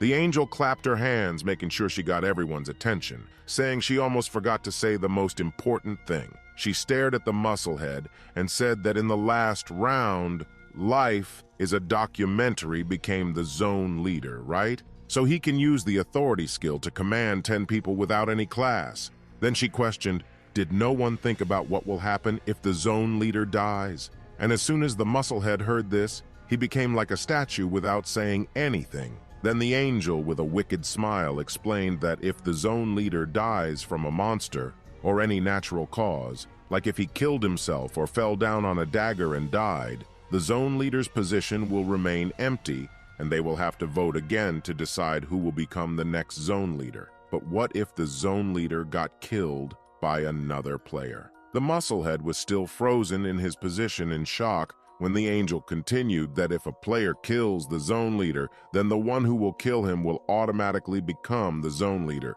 and he can also use 10 authority commands regardless of what the previous zone leader had used. As soon as she said this, all the players turned their gaze toward the musclehead with a deadly look, like they would eat the musclehead alive. Then the angel clapped her hands again, saying the monsters will appear in 10 minutes, and she hopes everyone will work together and survive. But then she smiled, looking like she was too happy, enjoying the moment and glaring at the musclehead, saying that she hopes everyone works together, but she is not sure if he will be able to. With those last words, she vanished, leaving the musclehead shaking in anger. Then the musclehead started to scream in anger, cursing the angel and calling her a bitch. However, a whisper caught his attention, and when he turned around, he noticed the players were ready with their weapon, ready to attack. Seeing this, the musclehead also took out his dagger in anger and started to shout, saying if they want to die this badly, they can come and he will fulfill their wishes. But the players didn't back down, explaining that the musclehead could only use his authority 10 times, and if they all attacked him together, he wouldn't be able to defend himself. Just when tensions were escalating, an unexpected turn of events occurred. A heavy, commanding footstep echoed, drawing everyone's attention. It was none other than Ryu, who walked past the players with a majestic aura. They made way for him as he approached the musclehead. Noticing Ryu coming toward the musclehead, he started to panic and asked, "Why is Ryu coming close toward me?" But Ryu didn't say anything, and he just walked close to the musclehead, and with a chilling cold tone said, "Don't be afraid. I'm not here to kill you. If I wanted to kill you, you wouldn't be alive in the first place. I'm here to say something to you." The musclehead just stood there with a sweaty face. Then the musclehead, still scared but not showing it to everyone, replied that he's not scared at all and he's listening, so Ryu can say whatever he wants. With a touch of arrogance, the musclehead added that although Ryu was strong, if they were to fight, he would make sure to at least chop off one or both of Ryu's hands. He declared that he wasn't scared of Ryu's threats. However, before he could finish his sentence, Ryu began to smile wickedly. This sent shivers down the musclehead's spine. Then Ryu, with a cold expression and a cool pose, hand in his pocket and the other holding his black scythe, suggested that the musclehead seemed to be in a tight spot. He proposed an offer. How about he protect the musclehead? The musclehead was left utterly bewildered and stood there in confusion as Ryu explained that he will stand behind the mushhead and protect his ass so that no one can fuck his ass up. Now hearing this, all the players got shocked, saying, "Why is Black Scythe protecting the musclehead? So if they want to kill the musclehead, they have to fight Black Scythe too. And if it is, they will not be able to face two strong opponents." This declaration sent shockwaves through all the players. They couldn't understand why Black Scythe, Ryu, would protect the musclehead ass. They realized that if they wanted to kill the musclehead, they'd have to face off against Black Scythe too, and that it's impossible to fight against Black Scythe. Meanwhile, the musclehead was listening to the whispers, thinking that just the name of Black Scythe was enough to strike fear into the players. With a somewhat unsure and cautious tone, the musclehead asked what Black Scythe wanted in return for his protection. Ryu, always cool and collected, casually replied that he didn't want much. Then, his expression turned serious as he stated that the only condition was for the musclehead to follow his orders. This condition seemed to take the musclehead by surprise, as he realized that Black Scythe was essentially offering him a subordinate role. Curious and cautious, the musclehead inquired why Black Scythe was making such a kind offer. Ryu cryptically replied that he couldn't tell him. When the musclehead asked about the nature of the orders he'd have to follow, Ryu gave a similar response, saying he couldn't reveal that either. He advised the musclehead not to talk too much and simply follow his commands. He doesn't have the entire day here. The musclehead found himself in deep thought. He didn't want to become Black Scythe's subordinate, but he feared what might happen if he rejected the offer. Would Black Scythe come after him? In a state of panic, he nervously gulped, feeling the pressure of the decision weighing on him. Ryu urged him to give his response quickly, as the other players were eagerly waiting for his answer. Hesitantly, the musclehead declined Black Scythe's offer, stating that he wouldn't come under his command. Ryu fixed him with a cold, deadly look, and the other players started to get happy, saying, "Is the musclehead dumb?" If he had accepted the offer, Ryu would have protected his ass, but no, because of his ego, he rejected the offer. The atmosphere grew tense as a girl prepared her long sword and her friend readied his spear. Slowly, everyone geared up to attack the musclehead. Ryu, on the other hand, distanced himself from the scene, stating that he no longer cared about what happened to the musclehead.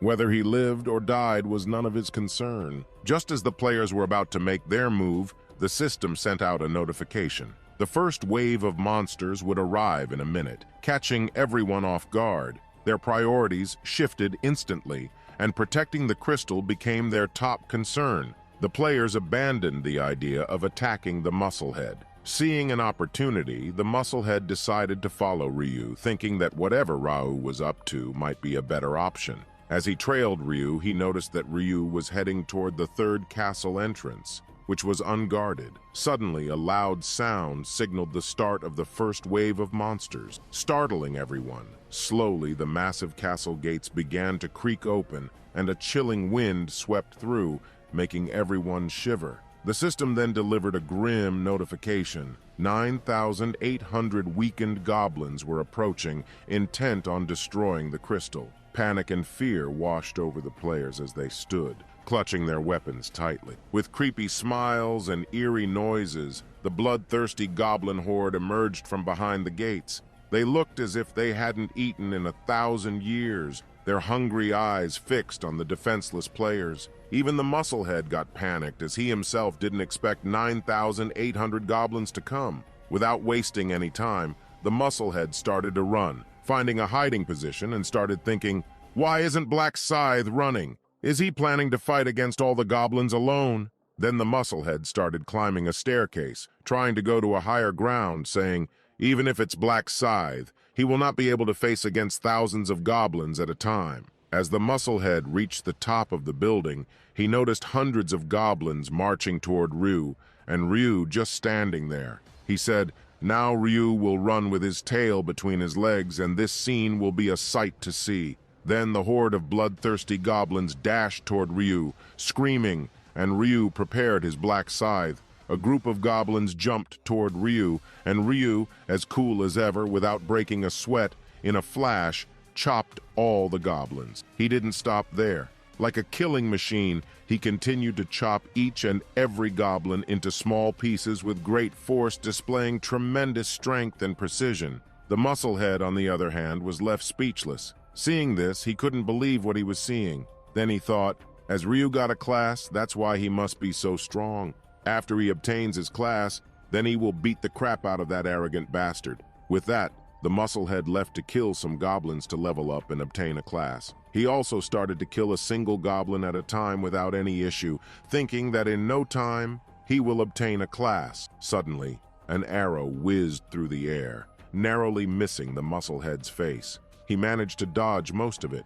but the arrow grazed a small part of his ear. Angrily, he began searching for the person responsible. But in the chaotic crowd of players, it was impossible to identify the shooter. Fuming with rage, the musclehead declared that he didn't know who had attacked him, but once he found the culprit, he would peel his skin off. Before he could finish his sentence, he felt a piercing pain. As he looked back, the spear guy had already thrust his spear into the musclehead's stomach. The musclehead was really angry, so he grabbed the spear stuck in his stomach and with his dagger thrust it into the spear guy, killing him instantly. However, that was just the beginning. One by one, other players began to attack him, and he found himself desperately defending against their relentless onslaught. Even if he managed to survive this battle, he hadn't killed enough monsters to avoid automatic death when the round ended. Amidst the chaos, he spotted a barbarian-like player, Black Flame Dragon, ranked third in the zone. With a cunning grin, the musclehead used his command skill on him, instructing him to protect him at all costs. Meanwhile, Ryu was doing his favorite thing, yes, bullying the goblins. At this point, Ryu had slaughtered 502 goblins, and all his stats had increased by 100% because of the Rain of Slaughter. And because of the skeleton bone necklace, his stats further increased by 25%. On the other hand, the other players were barely defending themselves against the goblin, and finally, after a hellish battle, the first round got over, and 3,933 players were left, while 936 players died in this time. Then, Ryu slowly approached the battlefield where dead bodies of players could be seen. He was searching for the musclehead, wondering if he was still alive. On the other hand, the musclehead was heavily injured, but his suffering was far from over. With the players no longer distracted by the goblins, they started to attack the musclehead. One player bravely attacked him, but his attempt was swiftly crushed by the combined might of the barbarian guy and Youngmin. Seeing this, the musclehead was thankful that he had those bastards to protect him because of the authority of command. He managed to survive the first round. Then, Youngmin asked the musclehead in concern if he's okay, and seeing that the musclehead was in deep thought,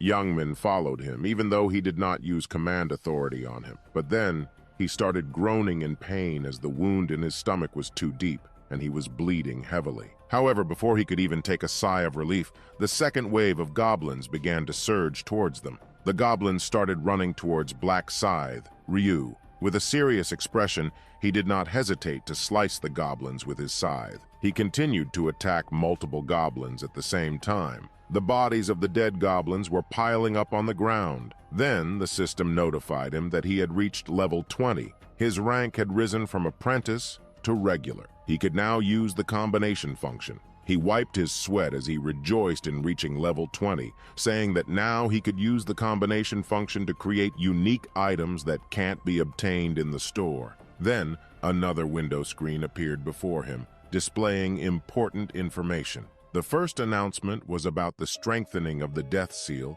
due to his rank increase, now boosted from 100 to 120%. Additionally, he had unlocked a Reaper-exclusive skill called Night of Death, which could create an artificial night within a 500-meter radius. Combining this skill with his Grim Reaper's abilities would double his attack power and increase his attack speed by 50% during the night. This was indeed a formidable combination. After quickly reviewing the screen, the goblins came charging towards him, driven by their bloodthirsty instincts. He welcomed their approach with a confident smile, eager to put his new skill to the test. With a swift activation, Night of Death shrouded the area in impenetrable darkness. The goblins, unable to see through this pitch-black veil, were disoriented and panicked. In the midst of this darkness, Ryu became a reaper of death, precision, and swiftness personified. He systematically beheaded the goblins, causing chaos among their ranks.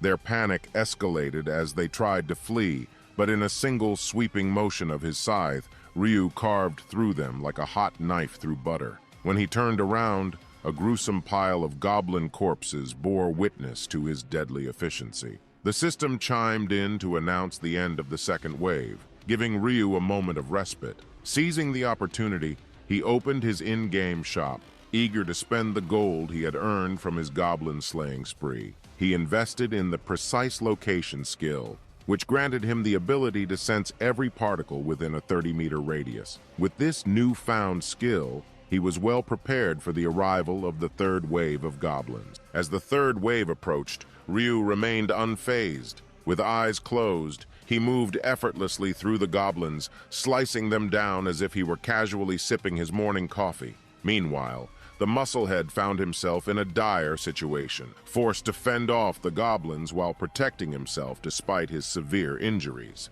The musclehead had been intensely focused on the front, engrossed in the battle before him. However, a sudden eruption of screams from behind shattered his concentration. When he turned around, a horrifying sight awaited him. His subordinates were being mercilessly slaughtered, and a group of aggressive players was advancing, determined to end his life. Arrows rained down upon him, and in a desperate bid to shield himself, he grabbed two of his subordinates and used them as human shields, blocking the deadly projectiles. Now only he and 3 others were left, facing a larger group of players ready to kill them. Realizing that he couldn't win this battle, the musclehead made a quick decision to flee. He started running from the scene, with the players hot on his heels. His only goal was to survive for 1 more hour. If he could do that, he would make it to the next round, as he was already among the top 25%. This is the story of Ryu, the strongest hunter on Earth, who dies because he was a single virgin loser. In the previous episode, we saw how Youngmin begged the musclehead to join his team,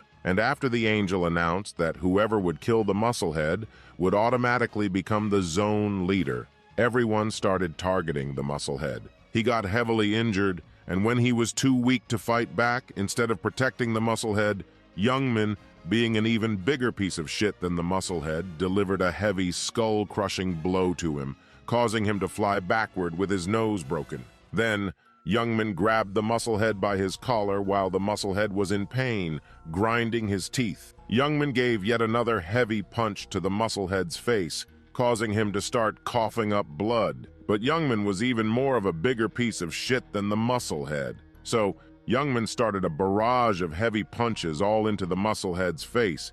After a few hundred punches, the musclehead was now lying on the floor, blood coming from his nose, ears, and mouth. His one eye got injured, and slowly his vision was going blurry as Youngmin glared at the musclehead with a wicked smile. But wait, it was not enough. So today's goal is 4,900 likes. Please like and subscribe to support the channel from the bottom of your ass. Then Youngmin lifted his foot high and, with all his might, bam, he smashed the musclehead's head. The system notified Youngmin that he had killed the zone leader. So now he became the new zone leader with the authority skill. Now, seeing Youngmin all covered in the musclehead's blood, he shouted in excitement, saying he is the king of this zone now. Then, Youngmin started to laugh mischievously, and the first thing he thought was that now that he had the authority skill, he could control Aaron and do whatever he wanted with her body. Youngmin, while looking at the dead, lifeless body of the musclehead, said that he would use the authority skill very well. And now the musclehead could rest in peace. Youngmin turned back with a proud face and walked toward his friends. He told them that he had promised to kill that piece of shit, and his friends hesitantly replied that they were happy for him. However, deep inside, they were a little scared because Youngmin was getting more psycho and perverted day by day. As they saw the musclehead's blood dripping from Youngmin's hands, they became even more terrified. Youngmin had killed someone barehanded, without any weapon. Now, the other players also started gossiping, realizing that Youngmin was indeed the biggest piece of shit in the entire universe. His goal was to kill the musclehead from the start, which is why he had joined the musclehead's team. And now that someone like him had become the zone leader, all the players were getting very angry. They said they had to kill him because leaving someone like him alive would decrease their own chances of survival. But Youngmin, for some reason, was not scared at all. He was just laughing with an arrogant smile. Seeing his arrogant smile, all the players prepared to attack Youngmin. Then, Youngmin suddenly, still with a confident smile, started running somewhere, shocking everyone. And guess what? He went running toward Ryu, shouting his name, and hurriedly asked Ryu if he saw how he killed the musclehead. And now he became the zone leader, and he even had the authority skill. Then Ryu asked, "So what?" Youngmin, tapping his chest confidently, asked Ryu if he had made an offer to protect the musclehead because of his authority skill. He explained that he had the authority skill and then promised Ryu that he would do whatever Ryu asked. If needed, he could even wipe Ryu's ass if necessary. Then, Youngman, after saying this, was just very happy, thinking Ryu would accept his offer because he had the authority skill. But Ryu, with an annoyed face, replied that he didn't like Youngman's attitude, which startled Youngman. Ryu continued, saying that if Youngman got on his knees and begged, then Ryu could think about it.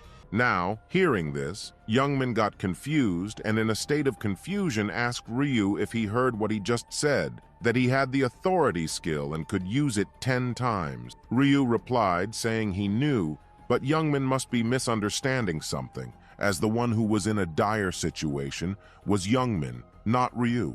If Ryu really needed the authority skill, did Youngman really think he couldn't get it by killing him? Then Ryu, with a kind smile, explained that he just wanted to protect the musclehead because he was a piece of shit, and he wanted to tease and humiliate him in front of everyone in place of protection. Youngman, being even more of a piece of shit, needed to earn Ryu's protection, so he should get on his knees and bark like a dog 2 times now. As Youngman turned back, he saw all the players glaring at him like hungry dogs ready to devour him. Realizing the dire situation he was in, Youngman turned toward Ryu, and after taking a deep breath, he bowed down in front of Ryu, saying he was Ryu's slave and barked like a dog, "Rough, rough, rough!" Then Ryu just stared at him as he barked like a dog for a while with a satisfying look, thinking that he really didn't care about the musclehead. But unlike the musclehead, Youngman did have some value, and he had future plans for him. But before that, he wanted to bully him to his heart's satisfaction. Then, finally, what felt like an eternity, Ryu finally said he would accept Youngman and protect him. Hearing this, Youngman started bowing heavily with a surprised face, thanking Ryu continuously. Seeing this, Ryu, with an annoyed and disgusted look, said that if Youngman ever even thinks of betraying him like what he did to the musclehead, he will chop Youngman into small pieces and feed it to dogs. With that, Ryu, with a majestic aura, started walking toward the players, leaving them in a state of confusion, wondering what was happening and whether Ryu would really protect Youngman. Some foolish individuals even contemplated attacking Ryu and Youngman together. However, one wise person panicked, warning others not to even think about attacking Ryu. He recounted how Ryu had slaughtered 100 goblins at once and emphasized that they couldn't possibly challenge such a formidable opponent. Before the wise man could finish his sentence, Ryu spoke loudly, asking if some of them wanted to attack him. This sent shivers down their spines, and Ryu continued with a serious expression, presenting them with 2 options. First, they could go and kill goblins to reach the top 25% and survive this round. Then, with great force, he pointed his black scythe toward the players and with a deadly stare announced that they could choose to die, and he wouldn't mind. He even jokingly mentioned that it would give him a good warm-up before the next wave of goblins arrived. After hearing Ryu's command, all the players immediately hid their weapons and panicked in a state of fear. They started running away from Ryu as if their lives depended on it. Meanwhile, Youngman was simply amazed. He couldn't help but marvel at how just a single word from Ryu could send all the players into a state of terror, causing them to flee like frightened rats. Youngman started laughing and gave Ryu a knowing look, realizing that when he used to be Ryu's enemy, he had also witnessed just how terrifying Ryu could be. Now, he felt safe with Ryu on his side. As Ryu observed the players battling the Wolfmen, he couldn't help but smile to himself. He thought that now that he had everything he wanted, he could finally begin his grand plan. Ryu called Youngman over, and Youngman happily approached him, addressing him as Sir. Ryu spoke in a deep voice and made a serious request. He asked Youngman to use all his 10 authorities to break the purple relic that all the players were protecting. Youngman was shocked by this command. He remembered that the angel had instructed them to protect the relic at all costs, and failure to do so would result in a heavy penalty. Youngman was frustrated and puzzled, wondering why Ryu was ordering him to break the relic. Using all his 10 authorities would also mean he couldn't control Arin and engage in any lewd activities with her. Youngman hesitated, scratching his head, as he asked Ryu why he had to break the relic. Ryu's response was stern, telling Youngmin to shut up and obey his orders. Youngmin then made a request, asking if he could please use only 9 of his authorities and save 1, as he had other plans for it. But Ryu replied in a cold tone, making it clear that he wouldn't repeat himself and that Youngmin had to do as he was told to if he don't want to die. With a sad expression, Youngmin agreed and assured Ryu that he understood. Then Ryu dropped yet another bombshell, revealing that he would now dictate whom Youngmin had to use the authority skill on. As Ryu began reciting the names, Youngmin realized that these were all the names of his friends. He couldn't help but wonder why all of his friends were on the list of people he had to use his command skill on. Youngmin apologized to his friends, explaining that he couldn't deny Ryu's command. He used his authority skill, uttering his friends' names one by one. A strange purple symbol appeared on the heads of his friends, and they started to get mind-controlled. With the final command, break the relic, they succumbed to the mind control. Suddenly, a system notification appeared in front of all the players, stating that the relic was being attacked. Shocked and panicked, the players turned toward the relic and saw 10 people breaking it. In a state of panic, they rushed toward them to stop the destruction. Some players managed to trap a few of the culprits, while others were killed in the chaos. However, before the players could take further action, a crack formed in the crystal, and with a resounding crash, it shattered into small pieces. A massive system window appeared, announcing that the relic had been broken and that they had failed the main quest. As a penalty, the Agent of Divine Punishment would be summoned, attempting to kill everyone for 30 minutes. After that, the round would be over. A sense of horror and panic enveloped the area as players grappled with the gravity of the situation. They questioned who this Divine Punisher was and what they should do next. Meanwhile, Ryu stood holding his black scythe with a slight smile, confident that everything was going according to his plan. A system window appeared in front of everyone, announcing that a sub-quest would begin, and upon completing it, all players would receive 3,000 gold. As players contemplated this offer, they realized that getting 3,000 gold for surviving the 30-minute punishment was a better deal than the 2,000 gold they were receiving for protecting the relic. This realization led to some optimism among the players. However, Ryu noticed the naive players getting happy and started thinking that the larger reward indicated a more significant threat was coming to attack them. He also considered the reason he didn't break the relic himself, but before he could finish his thoughts, a big system notification appeared in the sky, stating that the 10 players who attacked the relic would receive a substantial penalty, which was a 50% reduction in all stats for those players. Hearing this, Youngmin's friends were left speechless. Some felt depressed, while others were angry, and they started cursing Youngmin, blaming him for their predicament. Youngmin could only reply with a simple sorry, as he didn't know about this penalty. However, deep down, he felt a little relieved as nothing penalty had been applied to him. But before he could finish processing this information, a system notification appeared in front of him, stating that since the zone leader couldn't protect the relic from being destroyed, the zone leader's stats would also be permanently decreased by 50%. At first, Youngmin took his time to comprehend this information, but when he realized what had just happened, he exploded in anger. He began kicking objects nearby, and his friends cursed him while he vented his frustration. Meanwhile, Ryu enjoyed this scene, as he had planned all along to make Youngmin's life a living hell, just as Ryu had experienced himself. Without wasting any time, Ryu opened the system shop and purchased an assassin hoodie and boots with the rest of his remaining gold, which slightly increased his movement speed. Then Ryu opened his combination window, a feature he had gained after reaching level 20, where he could fuse crystals into his equipment to gain bonus stats and abilities. He began the process by placing the skeleton necklace into the combination window and combined it with a mana stone. The system notified Ryu that the combination was successful, and all his stats increased by 1. Ryu repeated this process for all his mana stones, which he had obtained after. This is the story of Ryu, the strongest hunter on Earth, who dies because he was a single virgin loser. In the previous episode, we saw how Youngmin killed the musclehead by crushing his skull. Afterward, he came begging to Ryu to come under him and after begging like a dog, Ryu finally accepted Youngman to come under him. Then, Ryu ordered Youngman to use his authority skill on all his 10 friends to destroy the relic crystal. As soon as they did, all their stats were permanently reduced by 50%, and as a penalty, the Divine Punisher appeared to punish everyone. Now, a new quest has been issued, and everyone has to survive or dodge the attacks of the Divine Punisher for 30 minutes. The Divine Punisher slowly descended to the ground, raising his wand up into the sky.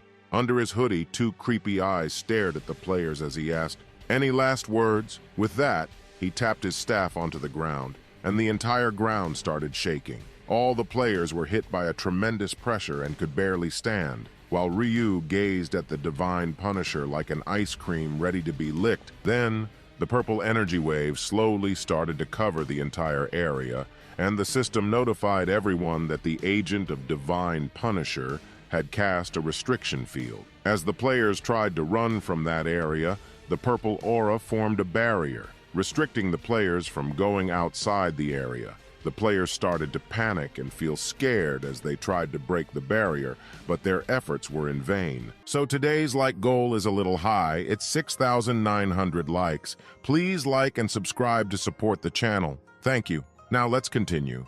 Another system notification appeared, hitting all the players with the news that the stats of those inside the barrier would be decreased by 50%. Ryu observed this from outside the barrier, realizing that 300 people were now trapped inside, and he couldn't break the barrier to save them. The Divine Punisher started to laugh, and with a flick of his wand, thousands of purple auras formed around him. Ryu, with a saddened expression, turned away from the 300 players and said, "So it has started." Just like that, the Divine Punisher launched his attack toward all 300 players inside the barrier. Each and every arrow found its mark mercilessly, despite the players' attempts to run, hide, or defend themselves. The arrows struck them down mercilessly. Then Ryu explained that under the Divine Punisher's domain, he could gain full control over the space and use his arrows just like his own body parts, ensuring that his arrows would hit the enemy no matter what. Suddenly, Ryu positioned himself at the edge of the barrier, stating that it wasn't a big deal for him since he had fought the Divine Punisher countless times before. Standing just behind the Divine Punisher, Ryu explained that now that he was positioned behind the Divine Punisher wouldn't be able to see him. The Divine Punisher lacked ears and could only sense everything within his barrier. With this advantage, as soon as the entire barrier lifted, Ryu, like a venomous snake, leaped high with deadly intent. He used his seal of death on the Divine Punisher, and before the Divine Punisher could react by turning back, Ryu thrust his black scythe into the Divine Punisher's right eye, popping it like a cherry.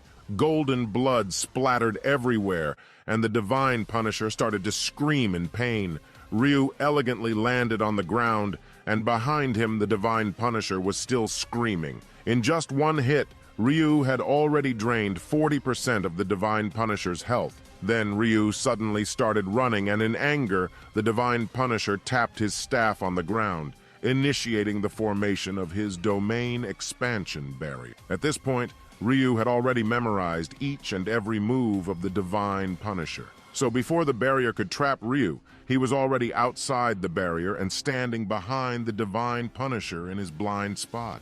Ryu explained that as soon as the Divine Punisher saw that no one was trapped under his barrier, he would release it. During the release of the barrier, the Divine Punisher couldn't attack for 2 seconds, and Ryu only needed that 2 seconds. As soon as the barrier lifted, Ryu, with a dead serious look, dashed toward the Divine Punisher, jumped high, charged his black scythe, and in a swift slash, chopped the Divine Punisher's last eye like a cherry tomato. Golden juice splashed all around the place, and now the Divine Punisher was in immense pain. This was the first time in the last 500 years that anyone had even made a scratch on his body. He didn't even know how pain felt, and now both of his eyes were punctured. As Ryu slowly landed on the ground, the Divine Punisher was still crying in pain like a baby. In immense anger, before Ryu could leave the Divine Punisher's domain, he casted his domain expansion barrier. Now,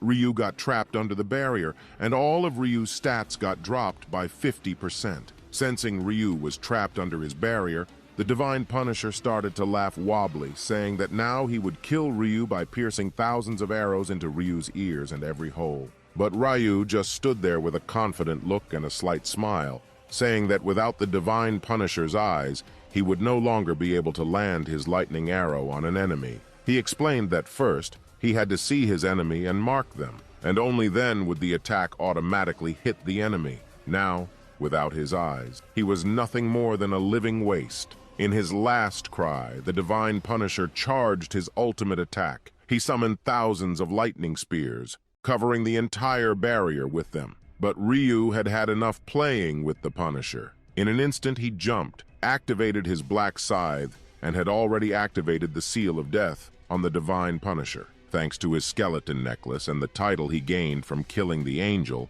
his stats were now 7.5 times more potent, and with a single slash, Ryu chopped the Divine Punisher left wing. Then, the Divine Protector, still blind, tried to counterattack, but Ryu swiftly, using the staff of the Divine Punisher, jumped even higher into the sky, dodging the attack. Once again, with a swift slash, he chopped off the last wing of the Divine Punisher. As Ryu swiftly landed on the ground, the Divine Punisher was already in immense pain. With this, the Divine Punisher was left standing in silence, wondering what was happening. His job was supposed to be slaughtering players for 30 minutes and torturing them as much as his heart desired. But this was out of script. Suddenly, the Divine Punisher began to tremble and mutter something. Ryu immediately started running away from him. Now, the Divine Punisher was furious, and in a deep voice, he threatened Ryu, saying he didn't know who Ryu was, but now he would chop him into pieces and feed them to holy dogs. Ryu would not have a peaceful death. A system notification then informed everyone that the Divine Punisher had activated his passive skill. He would become invincible, and all his stats would be doubled for 10 minutes. On the other hand, Ryu watched this from the side, realizing that this was why he had popped out the Divine Punisher's eyes. Before his death, the Divine Punisher became invincible, and when the Punisher was blind, he was just a punching bag, as he could only land his attacks by seeing his opponent. Then, with a loud scream, the Divine Punisher waved his staff, and multiple small purple portals appeared around him. Deadly light strikes started landing everywhere under the barrier at random places, trying to hit Ryu. However, Ryu, with all his stats multiplied by 7.5x, easily dodged all the attacks with a smile on his face. Finally, the time came as the Divine Punisher's invincibility wore off. Ryu immediately charged toward the Divine Punisher, and before the Punisher could even move an inch, Ryu chopped off the Punisher's head with a cold look. Golden blood started to splatter like a fountain, and Ryu stood there with a satisfying look on his face. The system notified Ryu that he had murdered the Divine Punisher and leveled up 3 times, gaining a total of 12,200 gold. Additionally, as Ryu was the first in history to kill a Divine Punisher, he earned the title, the one who opposes the divinity. Because of this title, when fighting any divine being, he would take 80% less damage from them.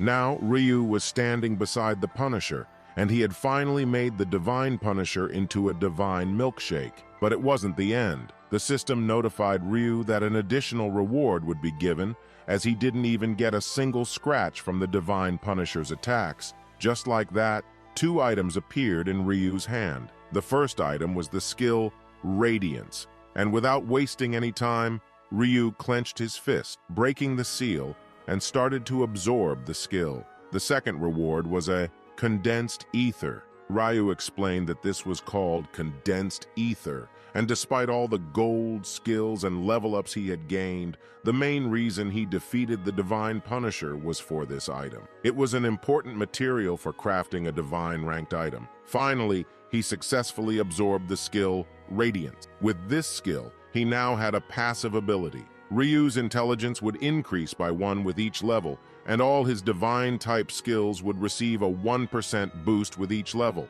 This meant that as he was now level 30, he would automatically have 30 intelligence, and the same applied to his divine-type skills. Now the Punisher had been turned into a holy shit, and everyone was just standing there cheering and calling Ryu a monster. Some were even calling him their savior, as he had single-handedly slaughtered the Punisher like a vegetable. As the Punisher's body was disappearing, there was a jittering sound, and an angel appeared from behind, amazed by what she saw. She commented with a, "Wow, amazing." Hearing this, all the players turned back in shock. The angel was floating just above Ryu's head, holding her chest and speaking in a kind voice as she praised Ryu. She couldn't believe that a human had managed to kill a Punisher, even now seeing it with her own eyes.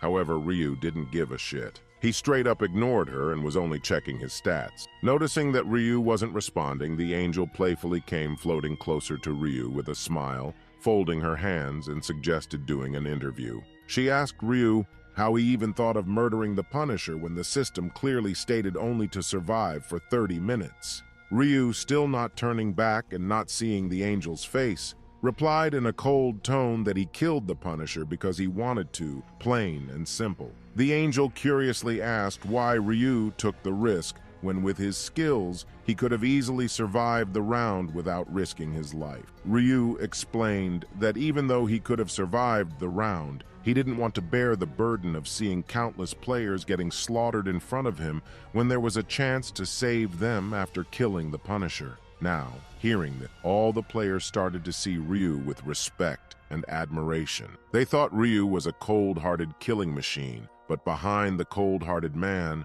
there was a kind soul hiding. Hearing this, the angel went into deep thought, saying, "1 minute, humans kill each other, and the next minute, they want to save each other. Humans are really weird." But then she turned her head away, saying it's none of her business. Ryu, with a warm smile, thought to himself that these celestial beings would never understand human emotion. Then the angel cleared her throat to get everyone's attention. With a mischievous smile, she announced her intention to announce the top 25% and eliminate the remaining players. A huge hologram appeared in front of everyone, and upon seeing it, every player was bewildered. Ryu alone had killed 3,600 monsters, and on top of that, he was level 30. The second-ranked player hadn't even killed 1,000 monsters. Ryu was simply too much of a monster. As always, the system recognized Ryu as the #1 ranked player worldwide and rewarded him with a special prize, an intermediate-grade rare ring selection coupon. Ryu didn't waste a single second and used the coupon. 3 rings appeared in front of him: the Ring of Rushing Wind, the Ring of Azure Magic, and the Ring of Resistance. Ryu chose the Ring of Resistance, which increased his luck by 4 and enhanced his resistance by 30% against status effects. This choice was crucial, as acquiring resistance against status effects was only possible by ranking first in round 3. Lastly, the reward for ranking 1 in his zone arrived as always. This time, Ryu decided not to choose the 50% stat boost, stating that in round 4 there were no monsters to kill, making a stats boost a waste of time. Instead, he chose 4,000 gold. While Ryu was busy managing his stats, a chilling and terrifying voice echoed from behind him. The angel, with a joyful expression, announced that it was time for her favorite game, killing the useless player. After some calculations, she grinned and flicked her hand. Just like that, the players who hadn't made it to the top 25% slowly began to disappear,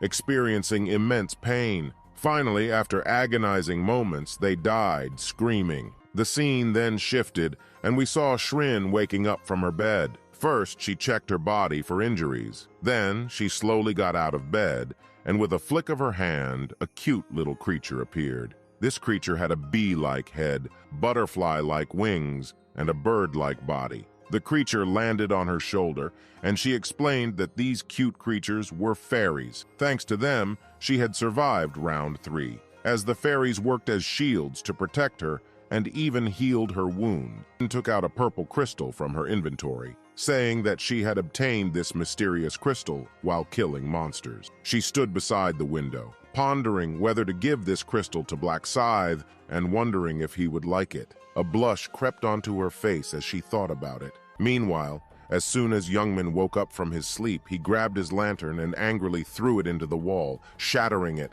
He was sweating and clearly furious because the system had notified him that the penalty had been applied. Now, all his stats had been permanently reduced by 50%. With this, the episode comes to an end. Please write part 9 inches in the comments. Thanks for watching.